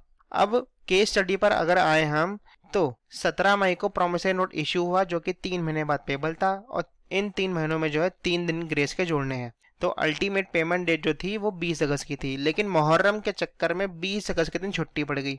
तो अब जो प्रॉमिसरी नोट पे होगा वो अगले दिन होगा 20 अगस्त के, जिस दिन सारे ऑफिस कोर्ट्स ओपन होंगे, यानी कि 21 अगस्त 2021 को जो है ये प्रॉमिसरी नोट की पेमेंट होगी। चलिए एक बार आंसर भी देख लेते हैं। जनरल क्लॉज एक्ट 1897 का सेक्शन 10 है जो कि कहता है वेयर बाय एनी लेजिस्लेशन और रेगुलेशन एनी एक्ट और proceeding is directed or allowed to be done or taken in any court or office on a certain day or within a prescribed period, then if the court or office is closed on that day or last day of the prescribed period, the act or proceeding shall be considered as done or taken in due time if it is done or taken on the next day afterwards on which the court or office is open। तो ये यही कह रहा है provision कि अगर आपको कोई काम करना है या फिर कोर्ट की कोई हियरिंग है या फिर ऑफिस से रिलेटेड कोई भी काम है, आपका बिजनेस से रिलेटेड कोई भी काम है, तो अगर वो जो उसकी डेट होगी करने की, अगर उस दिन जो है वो ऑफिस या कोर्ट क्लोज होता है तो फिर जो भी दिन क्लोज है उसका जो नेक्स्ट डे होगा जिस दिन कोर्ट या ऑफिस ओपन होगा, आप उस दिन पे उस काम को कर सकते हो। और उस दिन पे अगर वो काम किया जाता है तो यही माना जाता है कि वो काम जो है with in a prescribe time हो गया है या फिर with in a reasonable time हो चुका है। उसको जो है आप बियॉन्ड द रीजनेबल टाइम या फिर बियॉन्ड द प्रिस्क्राइब टाइम नहीं मान सकते। ये हमारे क्वेश्चन के फैक्ट्स हैं। Conclusion, in the given case the period of 3 months ends on 17 August 2021। 3 days of grace are to be added. तो 17 अगस्त को हमारी मैच्योरिटी डेट थी जिसमें 3 दिन और ऐड करेंगे ग्रेस के, तो फिर पेमेंट डेट हमारी 20 अगस्त को आएगी। लेकिन 20 अगस्त जो थी वो पब्लिक हॉलिडे डिक्लेयर हो गई थी, तो इसलिए अब 20 अगस्त के जो अगला दिन होगा 21 अगस्त 2021 को, उस दिन जो है पेमेंट होगी प्रॉमिसरी नोट की। चलो लास्ट क्वेश्चन देखते हैं जो है हमारा इंटरप्रिटेशन ऑफ स्टैट्यूट से। क्या है, at the time of interpreting a statute what will be the effect of usage customs और प्रैक्टिसेस। मतलब किसी भी स्टैट्यूट को, किसी भी एक्ट को इंटरप्रेट करते वक्त यूजेज, कस्टम्स और प्रैक्टिस का क्या इफेक्ट रहता है। जैसे कि फॉर एग्जांपल अगर कोई लॉ है तो उस लॉ में किसी भी टर्म को समझने के लिए, मान लीजिए लॉ में कोई ऐसी टर्म दे रखी है जिसकी डेफिनेशन कहीं भी नहीं है, तो फिर उस टर्म को समझने के लिए हमको ये देखना है कि शुरुआत से उसको कैसे यूज किया जा रहा था, उस पर कैसे प्रैक्टिस की जा रही थी। फॉर एग्जाम्पल कंपनीज एक्ट 2013 है। अब इसमें एक वर्ड है मिनट। मिनट आप सबको पता ही है, जनरल मीटिंग्स के, बोर्ड मीटिंग्स के बनते हैं, उनमें रिकॉर्ड होता है इनका। अब मान लीजिए अगर मिनट की डेफिनेशन नहीं दे रखी होती कंपनीज एक्ट 2013 में, या फिर और किसी एक्ट में भी इसकी डेफिनेशन नहीं होती, फिर हम कैसे इंटरप्रेट करते हैं इस वर्ड को। फिर हम ये देखते कि जब कंपनीज एक्ट 2013 आया तब से लेकर अब तक मिनट्स में किस तरीके की प्रैक्टिस की जा रही थी, यानी कि उसको किस तरीके से यूज किया जा रहा था, तो फिर हम उस तरीके से जो है उसको इंटरप्रेट कर सकते हैं। तो इस क्वेश्चन में से यही पूछा गया है कि एक्ट को इंटरप्रेट करते हुए यूजेज, कस्टम और प्रैक्टिस का क्या महत्व रहता है। तो आइए अब इसके आंसर के थ्रू जो है हम इसको समझते हैं। अब सबसे पहले यहाँ पे पैराग्राफ लिखा है बहुत लंबा चौड़ा। अब इसका आपको जो है मैं एक शॉर्ट में मतलब समझा देता हूँ। ये क्या कहना चाहता है, फॉर एग्जाम्पल कोई एक्ट है, जैसे इंडियन कॉन्ट्रैक्ट एक्ट 1872 है। तो अब अगर हम इसको पढ़ने बैठे और इसको अगर इंटरप्रेट करने बैठे तो हमें जो है फिर अपनी थिंकिंग को भी 1872 में ले आना पड़ेगा और उसके हिसाब से इंटरप्रेट करना पड़ेगा। यानी कि हमको इस तरीके से इसको इंटरप्रेट करना है कि जब 1872 में ये एक्ट आया तो उस समय क्या सर्कमस्टांसेस थे, उस समय कैसी प्रैक्टिस थी, उस समय क्या कस्टम्स थे, क्या हमारे रीति रिवाज थे कि इस एक्ट को लाया गया। तो फिर उन कस्टम्स को समझ के हमें जो है इस एक्ट को इंटरप्रेट करना पड़ेगा। तो ये पैराग्राफ यही कह रहा है कि जिस समय के हिसाब से एक्ट बना है हमें जो है अपनी थिंकिंग को भी उस समय के हिसाब से लाना पड़ेगा और फिर उस समय के हिसाब से जो है हमें इंटरप्रेट करना पड़ेगा किसी भी एक्ट को। Usage or practice developed under the statute is indicative of the meaning recognized to its words by contemporary opinion. A uniform notorious practice continued under an old statute and inaction of the legislature to amend the same are important factors to show that the practice so followed was based on correct understanding of the law. तो यहाँ पे लिखा हुआ ना continued under an old statute, तो पुराने act में जैसे कंपनीज एक्ट 2013 है, अब इससे पहले क्या था कंपनीज एक्ट 1956। तो फिर कंपनीज एक्ट 2013 में अगर कोई चीज नहीं समझ आ रही तो हम जो है कंपनीज एक्ट 1956 से देख सकते हैं कि इसमें वो चीज कैसे यूज हो रही थी। When the usage or practice receives judicial or legislative approval, it gains additional weight. और हम जिन कस्टम्स के तहत पे इस एक्ट को अगर समझते हैं, चाहे कोई भी एक्ट हो, इंडियन कॉन्ट्रैक्ट क्यों ना हो, चाहे कोई भी और एक्ट हो, अगर इन कस्टम्स को जो है कोई भी जुडिशियल अप्रूवल यानी कि कोर्ट की अप्रूवल या फिर सरकार की अप्रूवल अगर मिल जाती है तो फिर जो इनका मीनिंग है और ठोस हो जाता है, यानी कि और ज्यादा एडिशनल वेट गेन कर लेता है जो इनका मीनिंग है। अब किसी भी एक्ट को इंटरप्रेट करने के लिए हमें दो चीजों का ध्यान रखना पड़ता है। In this connection we have to bear in mind two Latin maxim. यहाँ पे दो लीगल वर्ड्स दे रखे हैं हमको, कौन कौन से हैं? ऑप्टिमा लेगम इंटरप्रेस एस कॉन्स्टिट्यूएडे, मतलब the custom is the best interpreter of the law. हम जो है जो पुराने रीति रिवाज चलते आ रहे थे और उनके हिसाब से जो एक्ट उस समय बनाया गया था, तो उन कस्टम्स के हिसाब से अगर हम एक्ट को इंटरप्रेट करें तो हमको जो है एक्ट को समझने में ज्यादा आसानी होगी। तो इसलिए बोला गया है जो कस्टम है, जो पुराने रीति रिवाज हैं, कई बार उनका भी सहारा लिया जाता है लॉ को इंटरप्रेट करने के लिए। और दूसरा क्या दे रखा है? Contemporanea exposito as optima et forticinia in lege, मतलब the best way to interpret a document is to read it as it would have been read when made। मतलब अगर इस एक्ट में या फिर कोई भी एक्ट है उसमें कोई डॉक्यूमेंट दे रखा है उससे रिलेटेड, तो उस डॉक्यूमेंट को भी हमें किस तरीके से इंटरप्रेट करना है कि उस समय में उस डॉक्यूमेंट को क्या समझ के बनाया होगा, तो फिर हमें जो है उस समय के हिसाब से जो है उसको इंटरप्रेट करना है और उसको रीड करना है। Therefore, the best interpretation construction of a statute or any other document is that which has been made by the contemporary authority. Simply stated, old statutes and documents should be interpreted as they would have been at the time when they were enacted written. तो जो पुराने statutes और documents हैं हमारे, यानी कि जो हमारे पुराने एक्ट हैं, पुराने डॉक्यूमेंट्स हैं, उनका हम इंटरप्रिटेशन कैसे करेंगे? तो जिस समय में वो डॉक्यूमेंट्स और एक्ट आए थे तो उस समय के हिसाब से जो है हम उनको इंटरप्रेट करेंगे। Contemporary official statements throwing light on the construction of a statute and statutory instruments made under it have been used as contemporaneous exposito to interpret not only ancient but even recent statutes in India. अब sir इसका मतलब क्या है? तो देखिए कई बार क्या होता है, गवर्नमेंट जो है एक नोटिफिकेशन इशू करती है और इस नोटिफिकेशन के साथ साथ एक इससे रिलेटेड एक डॉक्यूमेंट भी होता है, वो भी इशू करती है। अब आपको पता है अगर नोटिफिकेशन आया तो आप जो है उसको पढ़ के जिस भी एक्ट से वो नोटिफिकेशन रिलेटेड है उसको समझोगे। तो ये जो पैराग्राफ है ये हमसे ये कहता है कि अगर इस एक्ट और नोटिफिकेशन रिलेटेड जो भी डॉक्यूमेंट आया है अगर आप उसको भी समझ लोगे या समझने की कोशिश करोगे तो फिर आप जो है इस डॉक्यूमेंट के थ्रू इस नोटिफिकेशन को भी समझ लोगे और इस नोटिफिकेशन से इस एक्ट को भी समझ लोगे। तो जो भी कंटेम्प्रेरी ऑफिशियल स्टेटमेंट्स यानी कि जो डॉक्यूमेंट्स जो भी आते हैं अगर आप इनको भी इंटरप्रेट करोगे तो आप इसके साथ साथ जो है नोटिफिकेशन और जो एक्ट है अल्टीमेटली उसको भी इंटरप्रेट कर पाओगे। और इन डॉक्यूमेंट्स के थ्रू जो है हम एंशिएंट ही नहीं यानी कि पुराने ही नहीं, इवन जो रीसेंट है यानी कि जो अभी हाल ही में शेड्यूल्स आए हैं उनको भी समझ सकते